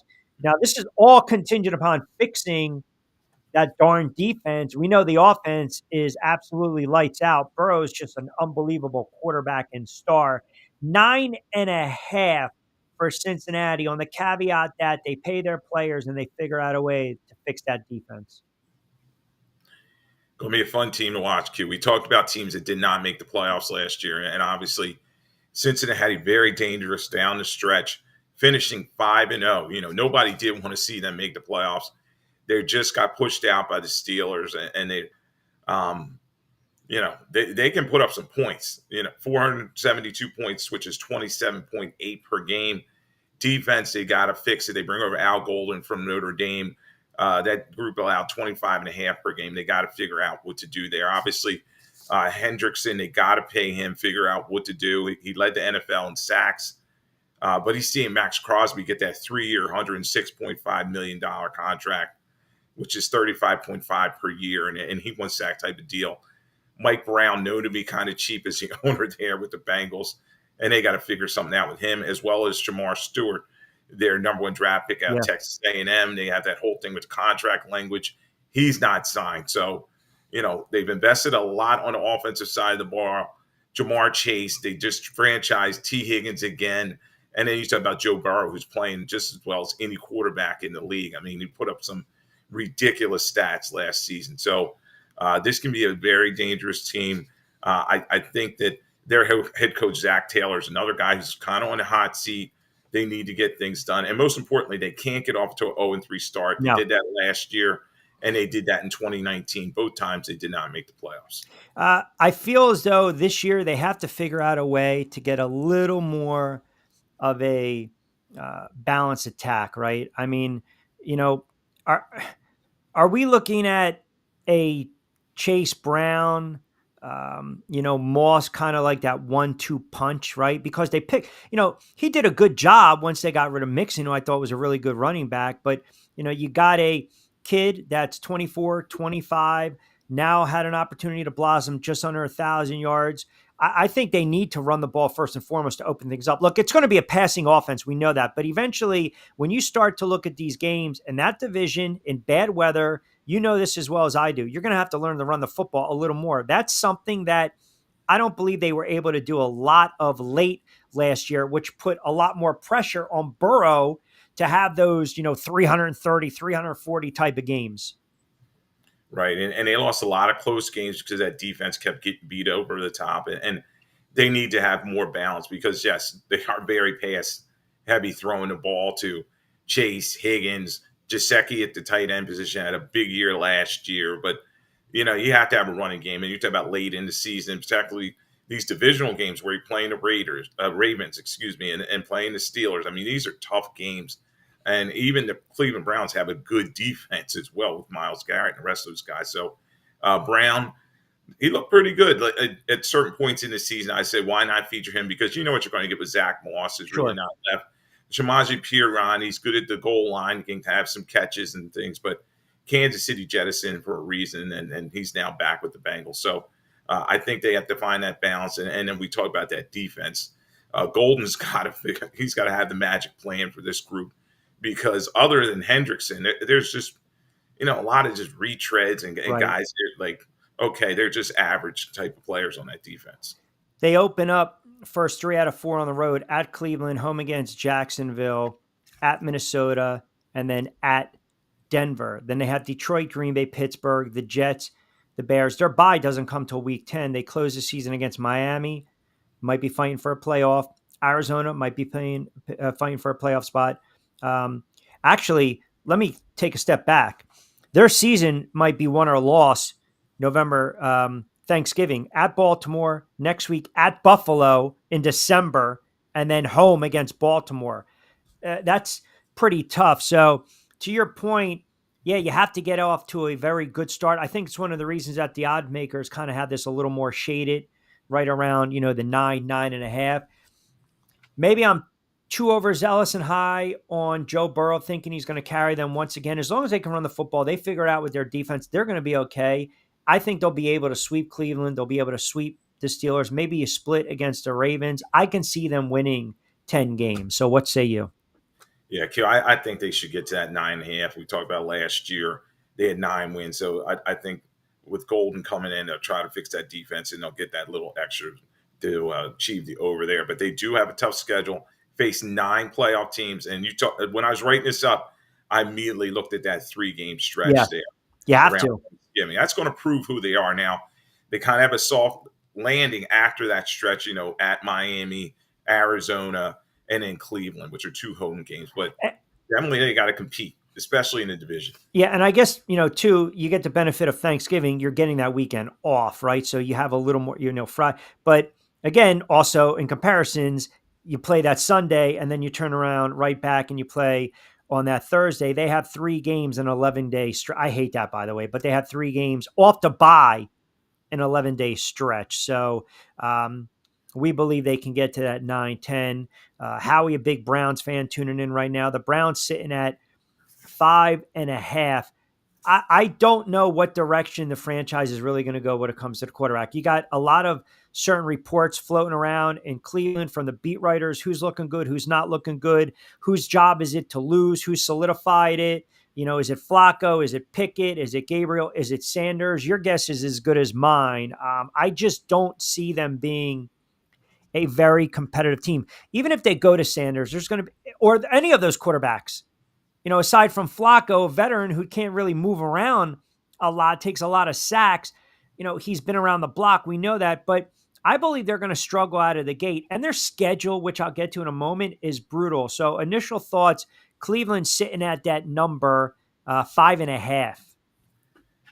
Yeah, Q, I don't know if they're going to get to that. 3-win team last year. And I just don't know if they made enough changes. And in terms of the playmakers, they have Jerry Jeudy and not much else there. You know what I mean? They bring it over Deontay Johnson, who kind of bounced around last year. They're hoping to catch lightning in a bottle with him. I just don't know. And then the offensive line's been kind of patchwork recently. DeJuan Jones at the left tackle. We'll see what he brings to the table. The big thing, obviously, Njoku is a good player. but who's going to be throwing him the football? I I think it's going to be Joe Flacco initially. They have so many quarterbacks, but they have no one that's the guy. You know what I mean? Maybe to be Shedeur Sanders, but even starting a rookie in this division is going to be tough for them. Last year, 2-4 in division, limped home 0-5 their last 5 games with a 6-game losing streak. So you talk about coaches on the hot seat. Kevin Stefanski firmly is. And then even at running back, they're bringing in Junkins coming from Ohio State in the second round. We'll see if he's able to kind of fix, what was left after Chubb left. But, this team's in total disarray. And other than Myles Garrett, you got to say, okay, who's the marquee guy? Who are fans coming to see play? So, yeah, I don't think they get to that 5.5. All right, I told you, I was going to be shocked if Sanders even made the roster, even if you're looking at a 4th or 5th round pick, risk to reward. And I also told you, I don't believe he's going to be a very good quarterback in the NFL. I almost went as far as to say bust. And I know you said, relax, calm down. He'll be a week 1 starter. Now, it's well documented. They have a logjam at that quarterback position. So you got a 5th rounder, a rookie in Sanders. You got another rookie draftee in Gabriel. There's a sentiment that right now it's Pickett or Gabriel starting over Sanders, and maybe Flacco, they cut him, or maybe they just keep him around as that veteran presence to mentor, because you're not going to do anything with Deshaun Watson. Now, it's July 2025. There's already these mock drafts saying Cleveland is going to be so bad in such a top 5 position that they might turn around next season and draft the kid out of Clemson. And he's on the cusp of having a breakout season, the kid Klubnik, right? Cade Klubnik, if they're top 5. So that tells me, are you going into the season trying to figure out what you have with these quarterbacks? And if you can get something out of Sanders, maybe you believe he's the answer. We talk about these teams with zero rhythm or rhyme or path to victory, or, I don't even know, direction, if you will. And that's where I think they're at. And by the way, I haven't even gone on their schedule. So kind of comment, if you will, on what I just said about even next year and the logjam right now. Do you believe Sanders, your opinion is Sanders will be the week 1 starter? Ooh, I may have to back off that cue, but we'll see. We'll see. Andrew Barry, twist you a little bit. Andrew Barry, I always thought was a very good GM. He came out of the Eagles system and kind of went there, and you saw him make the playoffs in 2023 with Flacco, and they seem to be ascending. But now they just have no plan, rhyme or reason, like you were just talking about there. And why take Gabriel in the 3rd round, and then you turn around and take Sanders in the 5th round? So you have 2 quarterbacks coming in there. We talked about this was a light quarterback class to begin with. Yeah. And, I just thought Gabriel was kind of a reach where they took him. And then Kenny Pickett, they trade for him with the Eagles. They send DTR away, who they weren't going to use. And what's Pickett bringing to the table? He played it not well for the Steelers when they drafted him. And then, meaningful games and snaps with the Eagles, people say, oh, that guy can play a little bit. It's like, stop. Right.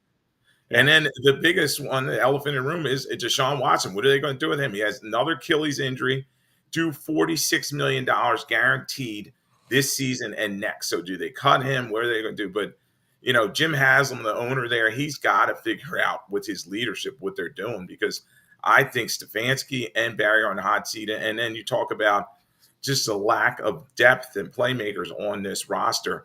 They are bad. They are going to be an Arch Manning sweepstakes. So yeah, they're not going to be favored in many games. They're not going to be favored in many games. I can tell you that. I'm going to pull up their schedule right now. Scott chimes in real quick, though. Browns aren't ready to win. Run game gets gone. We can be a little bit better here. So let me just break this down. Typically the first 6 or 7, right? They open against Cincinnati. That's a loss. They go on the road against Baltimore. That's a loss. Green Bay at home. That's a loss. At Detroit. That's a loss. Home against Minnesota, I believe that's a London game because it's 9:30. Who knows? Yes, London game. At the road, on the road at Pittsburgh, that's a loss. Home against Miami, that's a loss. On the road against New England, I think that's a loss. Now, if we go by your premise or your thought that maybe Sanders gets the nod, here's the other thing. is this going to be a Bryce Young situation? Now, it's apples and oranges, but follow me for a second. You start the kid, you throw him to the Wolves, he's sacked all over the place, the game's too fast, he's throwing picks left and right, and then you bench him. That, like, right now, I feel like Cleveland is a rudderless ship. Yeah, they face 8 teams that make the playoffs, and they won't be favored in any of these games.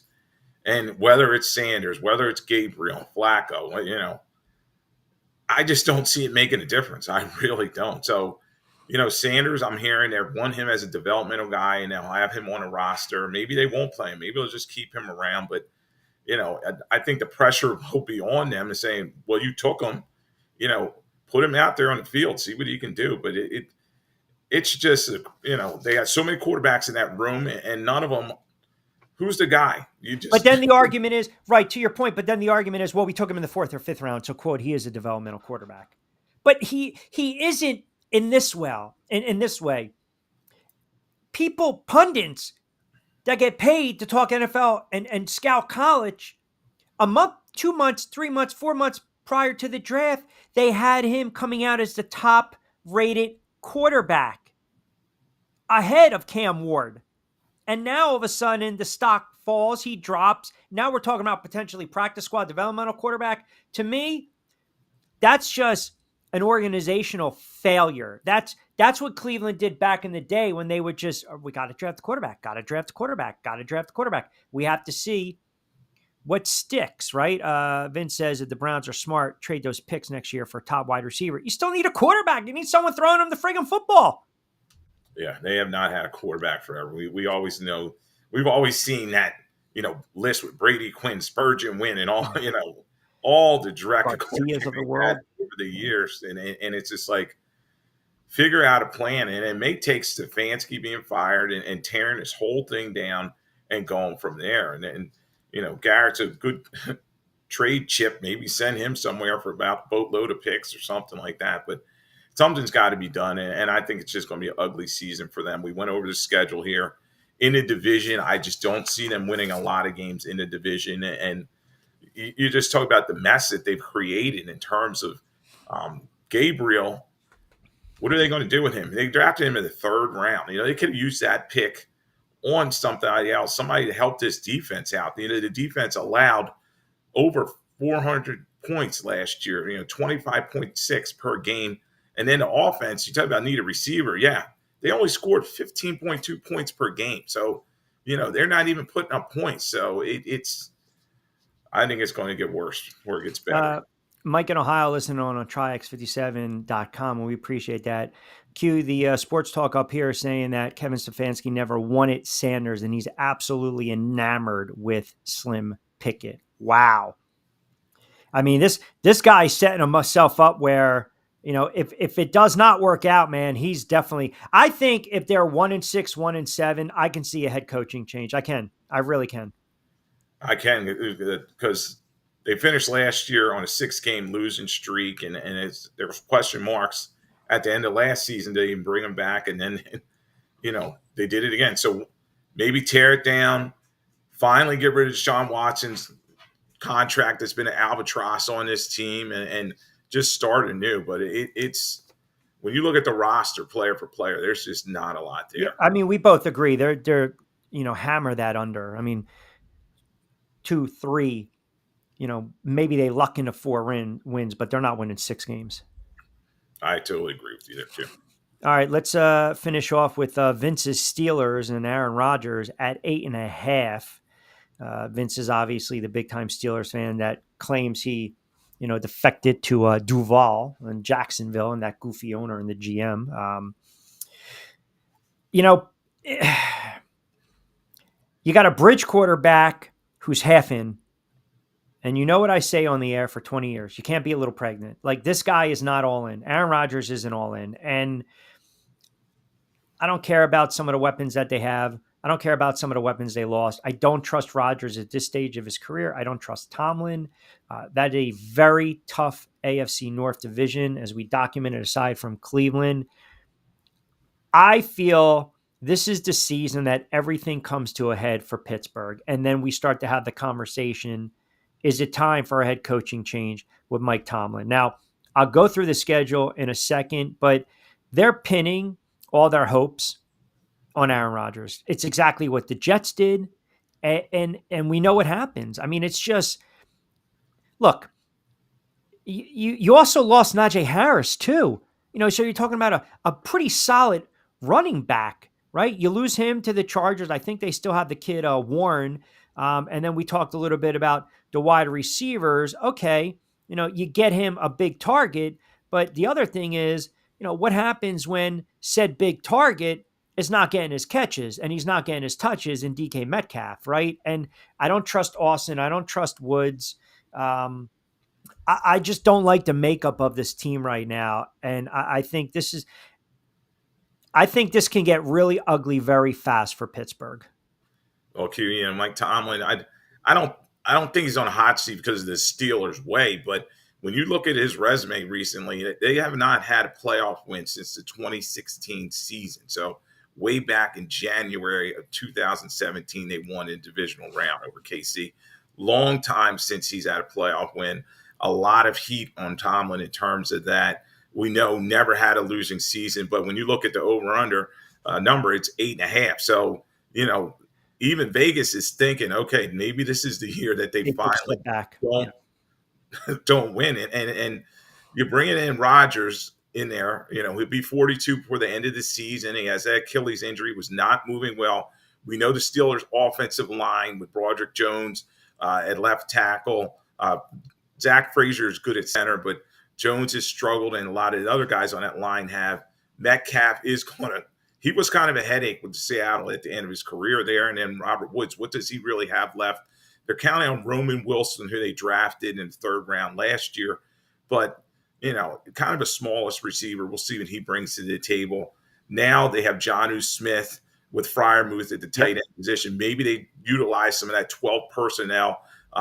Warren, they like him a lot. And they also brought in Caleb Johnson coming from Iowa, big, strong running back. So maybe they'll try to run the football and then lean on that defense. Their defense has always been their calling card, allowing only about 20 points per game last year. But they got to fix this whole TJ Watt thing. We talked about Crosby getting that big contract, and he's looking at it saying, I'm better than him. I need to get paid as well. And then Cam Hayward's getting a little older there. They just traded Minka Fitzpatrick. You got a hole there in the back. I do like the cornerback situation, though, bringing over Jalen Ramsey. They have Slay, Joey Porter Jr., but a lot of question marks with the Steelers team. Glenn and AC chimes in. Q, I'm a Pittsburgh fan. Don't even talk about the first couple of weeks of the season. Look at the back end. That's where I think they're going to have some issues with Rodgers. So they open against the Jets on the road, Seattle on home, New England on the road, Minnesota at home. They get a very early bye week, week 5. And I think to Glenn's point, what he's referring to is the games against Buffalo, Baltimore, Miami, Detroit. They close the season against Baltimore. That might be Aaron Rodgers and Mike Tomlin's last games, respectively. I just don't see offensively how they're going to muster enough points to compete with some of these teams. I just don't, especially within the division. Baltimore is going to put up points. Cincinnati is going to put up points. And they've got pass rushers as well. Detroit has a good defense aside from the loss against Washington, but they can put up a lot of points. Seattle can put up a lot of points. I think New England's going to be able to beat them. Green Bay can put up points. I don't know about Indianapolis. Chargers can put up points. Chicago's got a better defense. I honestly, and it's not a hot take, I don't believe Aaron Rodgers. I think they would have been better off just sticking with Fields. They wanted to re-sign Fields. He tested the waters. Russell Wilson and Fields were one-year contracts. So they kept waiting and waiting and waiting. So what happens? Wilson goes to the Giants. Cool, by the way, there's already talk that they prefer Jameis Winston to start over Russell Wilson, by the way, which we'll get into in a moment. And then Fields signs a multi-year deal with the Jets. So they should have either drafted a quarterback and you draft a quarterback and you still have Justin Fields, low risk, high reward, get something on return on investment. The fact that they put all their eggs in a basket and Aaron Rodgers kind of fiddling his thumbs and fiddling around and they waited and they waited and waited tells me right now mentally this guy is not all in. And you can't have that, especially a franchise like the Steelers that for 40-something years has been the definition of what? Stability, consistency, winning, competitiveness. I'm looking at this team right now. Let me pull up the graphic. 8.5. I think this is a 5-6 win team. That's how bad I think it's going to be for Pittsburgh. Well, it depends which Aaron Rodgers is going to show up. And we saw him at the end in Green Bay before he even went to the Jets. He was leaking oil there, tears the Achilles last season. He's not moving that well. Yeah. And you talk about the struggles of that offensive line of the Steelers and protection and schemes. Maybe it would have been better to keep a more mobile quarterback. You saw Justin Fields able to get away from some pressure and use his legs and do some things there. The schedule is very tough. Face 7 playoff teams, Q, and they have a big trip week 4. They play in Dublin, Ireland against the Vikings. So that's why they have that early bye. So you've got to factor that in. Week 13, Buffalo, week 14 at Baltimore. These are games you're going to highlight. And then week 16 at Detroit. And then you talk about that huge game, the big rivalry in the NFL, one of them, where they're facing Baltimore in week 18. And that could be, the nail in the coffin of their season. So it's you going under? Task. You go. I'm going to hammer the under as well. I've always said, I believe in Tomlin. Never had a losing season. I think this is his first losing season, Q. I just think, when you look at the roster, they just don't have enough playmakers. No. And in today's NFL, it's nice to have 2 good tight ends, but you need more than that. So I think this is his first losing season. I'll go with the under. Howie Brown's fan, when we were talking a little AFC North, Q, we don't have a quarterback. We just don't honestly believe the backup quarterback for the Eagles, McKee, would be a better quarterback than the ones we have on the roster right now. Kid showed a little bit with the Eagles. Now, I mentioned Russ Wilson. They preferred Jameis Winston. Now, again, this is going to be from left field. You got 2 veterans on that squad, right? 2 proven vets. And you got a Hall of Fame quarterback in Russell Wilson. And you got a journeyman quarterback in Jameis Winston. But, players respond to him, they respect him. And at least with Winston, you're going to throw the football. It might be a little fun. Is it possible that come week 1, one of those 2 are not on the Giants roster? Yeah, I think, with Jackson Dart being there, Q, they think they have their quarterback of the future. So why not put him into number 2 spot and get him ready during the week and give him his reps? Why have a veteran like a Jameis Winston sitting there and why probably go with a guy like Tommy DeVito? He's not going to threaten Jackson Dart or anything like that, and just see who's going to be the starter. So both Winston and Wilson signed value contracts, and it wouldn't be hard to get out of their deal. So we'll see if one or both of them are gone. So and that's. Well, I don't believe you can go into the season with just Dart and DeVito. I think it's a lesser of 2 evils, right? I mean, I want to dance with the devil I know as opposed to the devil I don't know. If you back me up against a corner, I think they're going to keep Russ, which kind of goes into this. Why can't you then try to get something for Winston and maybe call up a Cleveland, call up a New Orleans? I mean, they need a quarterback. They do. And I just don't see the Giants going in with 4 quarterbacks this season. And I certainly don't see them. My gut tells me, as much as some within the organization might prefer Winston, I think Mara is kind of in love with the idea of Russell Wilson, the Super Bowl winning future Hall of Fame quarterback in the New York market. Let's see if we can squeeze a little bit out of him this season. Now, I give it a short leash, but point is, you got another veteran quarterback. Why not try to get something for him? Because to go in there with Wilson, Winston, and then Dart as the third, you're right. You're taking meaningful snaps and reps away from this kid during the week. Yeah, and I think New Orleans definitely is a team you got to keep your eye on in terms of that extra quarterback for the Giants. If somebody gets cut, they need a quarterback.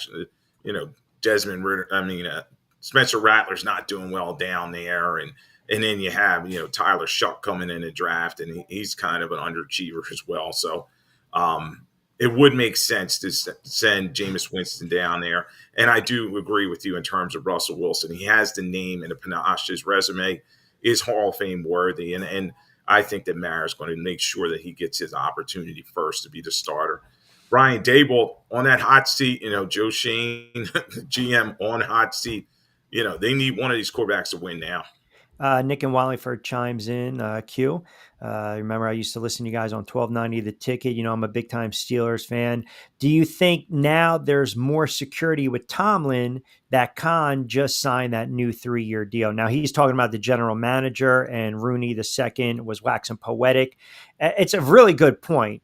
So, again, if you're just tuning in, Steelers signed their GM, Omar Khan, to a new 3-year deal. So that'll keep him under contract through 2028. Now, again, you think about the relationship he's got with Tomlin. You know, the Steelers are 29 and 22 in his 3 seasons as GM. They made the postseason in each of the past 2 years. They lost in the wild card round both times. So now you lock him up. Do you believe that helps or hurts Mike Tomlin's cause if we're talking about him being potentially on the hot seat if they have a down season? Yeah, it definitely helps his cause that the Steelers are all about consistency. You see that they brought everybody back. Terry Austin, defensive coordinator. They bring back Arthur Smith. Tomlin's been a coach there since 2007. So the Rooneys, it's a Steeler way. They've always said they're a family, and then once you're their guy, you're their guy, and they seem to like Tomlin. But it's definitely going to be interesting if this blows up, because of Aaron Rodgers and the mess that he brings. And do they have enough talent on his team? The TJ Watt situation, he's definitely on a hot seat in terms of any other coach. If he wasn't there so long, he said, yeah, he's going to be out of there. But they need to win. But this is a tough division, and they're very inconsistent. Only 3-3 in the division last year. And let's not forget, they were 1-4 at the end of last season. And then they didn't really even show up in that playoff game against the Ravens. Who do you have winning the North? I was back and forth in this one between the Bengals and the Ravens. I'm going to go with the Ravens, though, because they are really compiling the defense to complement Lamar Jackson. So I think they're going to be a very dangerous team, but that schedule's going to be tough for them. All right. And then lastly, I posed a question of the day. Apparently, it's causing some controversy. I'll throw it up and you tell me what you think. We're talking 4th of July, mustard and ketchup together on a hot dog. Is that sane or crazy? I mean, what are we doing here? You going with the ketchup? You going with the mustard? My belief is this: if you can stick it on a hamburger, let's not discriminate. If you mix the two together, we can all get along. Why can't you do that with a dog? My son likes both of them. And I said, no, you put mustard only on a hot dog. That's what they give you at the stadium. You put mustard on a hot dog. You put mustard on a soft pretzel. They're But hold on a second. But then why can you go ketchup and mustard on a hamburger? I don't know. I guess people like the way it tastes, but typically it's ketchup only for a burger. Yeah. That's a good pull, by the way, on the soft pretzel. Yeah. I feel as though it is and you know me, I'm very picky when it comes. I eat bland food, same crap every day. Oatmeal, egg whites, broccoli, chicken. Oatmeal, egg whites, broccoli, chicken. Whey protein, right? So we mix it up. Steak, no doubt. Man, I'll tell you, sometimes the body just needs that big fat burger, throwing that fried egg and bacon, lettuce, tomato, some extra large fries on the side. Even looking at that, I probably put on 15 pounds. Did you see the video of my guy, Brandon Jacobs? Yeah, that was interesting. His son is so much bigger than him. He's going to Clemson, big offensive lineman prospect, like a 5-star kid. And huge.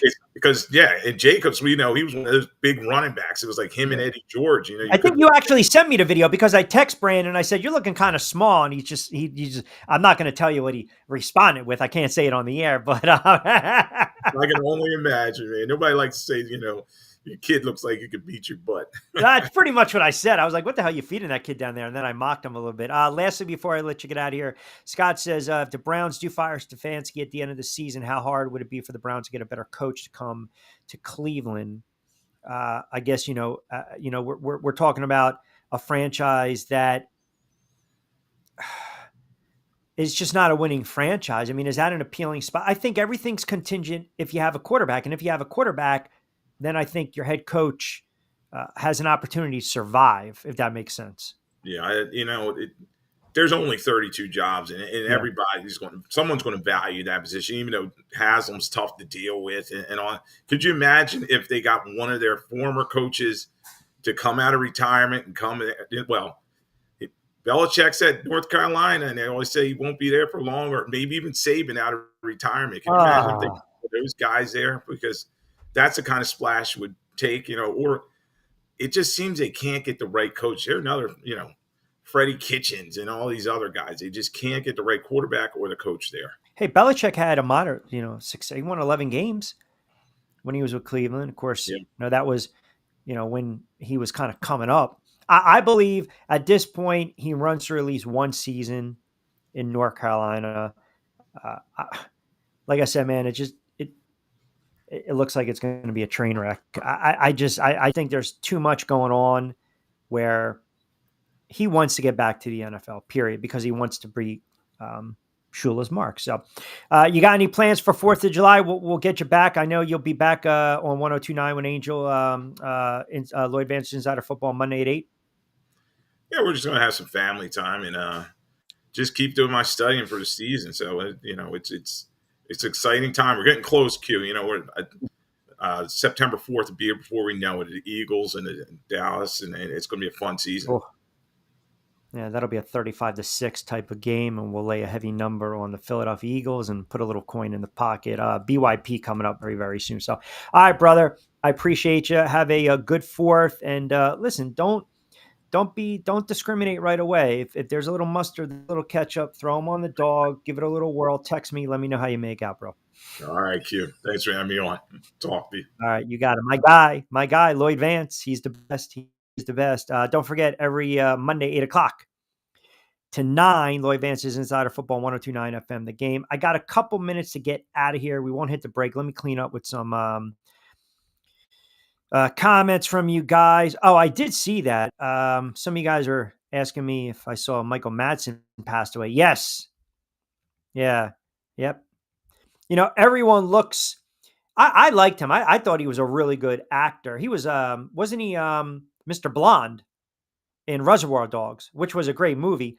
But I also made a point with my guy, Shine the Prop, who's a great handicapper on X, at Professor Shine. Remember, he was Bump Bailey in the movie The Natural with Robert Redford. Remember when he tried to make that catch against the wall, and it was a great catch that never was, and he ran right through the wall, and they sprinkled his ashes on the field. So I got a couple more on the, Chavez Jr. I just really don't know where to go with this, to be honest with you guys. I mean, I'm sure more is going to come out regarding this story. As I mentioned, I think it's a little bizarre that you're claiming him a affiliate of the cartel, and then you're going to allow him to, put on the event and fight and get the bag and then do whatever he wants to media-wise. So very bizarre. Q-Fecta, nothing on the WNBA. We'll give you some baseball plays as we wrap it up. We've been a little better with our baseball plays. The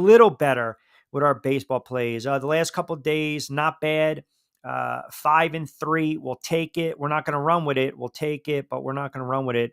Let me get the Q-Fecta from our good friends over at Triax57. The pack of picks. Yankees pretty much got to pick up a win, do they not? You're not going to lose 4 straight to the Blue Jays. Mets 160 over the Brew Crew. The Braves minus 155. Money line on the Angels. And a couple comments before we get out of here. Q, your pick Spain to win the women's UEFA tournament. 150 today over Portugal. How do I not go, Michael? How do I not go against España? Come on. You already know that. We are going that route. By the way, Larry Henry from The Athletic is going to start joining me on pretty much either weekly or bi-weekly spots. This is a tough one, by the way, too, because Italy beat Belgium 1-0, and then Spain beat Portugal 5-0.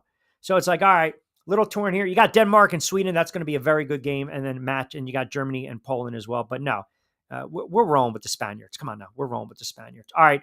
Excellent jobs. As always with the comments, you guys are fantastic. The eyeballs are sensational. I greatly appreciate you guys hanging out 2 hours a day, Monday to Friday. We will not be on Triax57 tomorrow. Abbreviated edition of Middays with Q on the YouTube channel as well as X. But follow along, Triax57.com. Subscribe to your YouTube channel. Go to their Facebook, and all you got to do is click Watch Live. You go to the website, same thing, on demand. If you missed today's show, if you're chiming in late, that's okay. We flip the script on demand right there, a 2-hour block. You just put in Middays with Q. I reshare it as well on Facebook. also on X and my YouTube channel. Everyone have a really, safe, first and foremost, 4th of July. If you guys are driving around, don't drink and drive, don't text and drive. Be careful on the short points with the kids and, the dogs and the animals and everything. Have a little fun at the beach, and just enjoy it. We're supposed to get really good weather up and down the East Coast. Have fun, be safe, be sound. We will be back in the saddle tomorrow. Short edition, Middays with Q on the YouTube channel and X. Probably go 4 to 5 or 5 to 6. I'll tweet it out on Facebook as well. And then back in the saddle next Monday on Triax57. As always, don't forget, log on Triax57. Have a wonderful 4th of July weekend. Appreciate you guys keeping us locked in for 2 hours. As always, I'm Rich Quinones. Be safe, be sound. Hasta luego, buen día.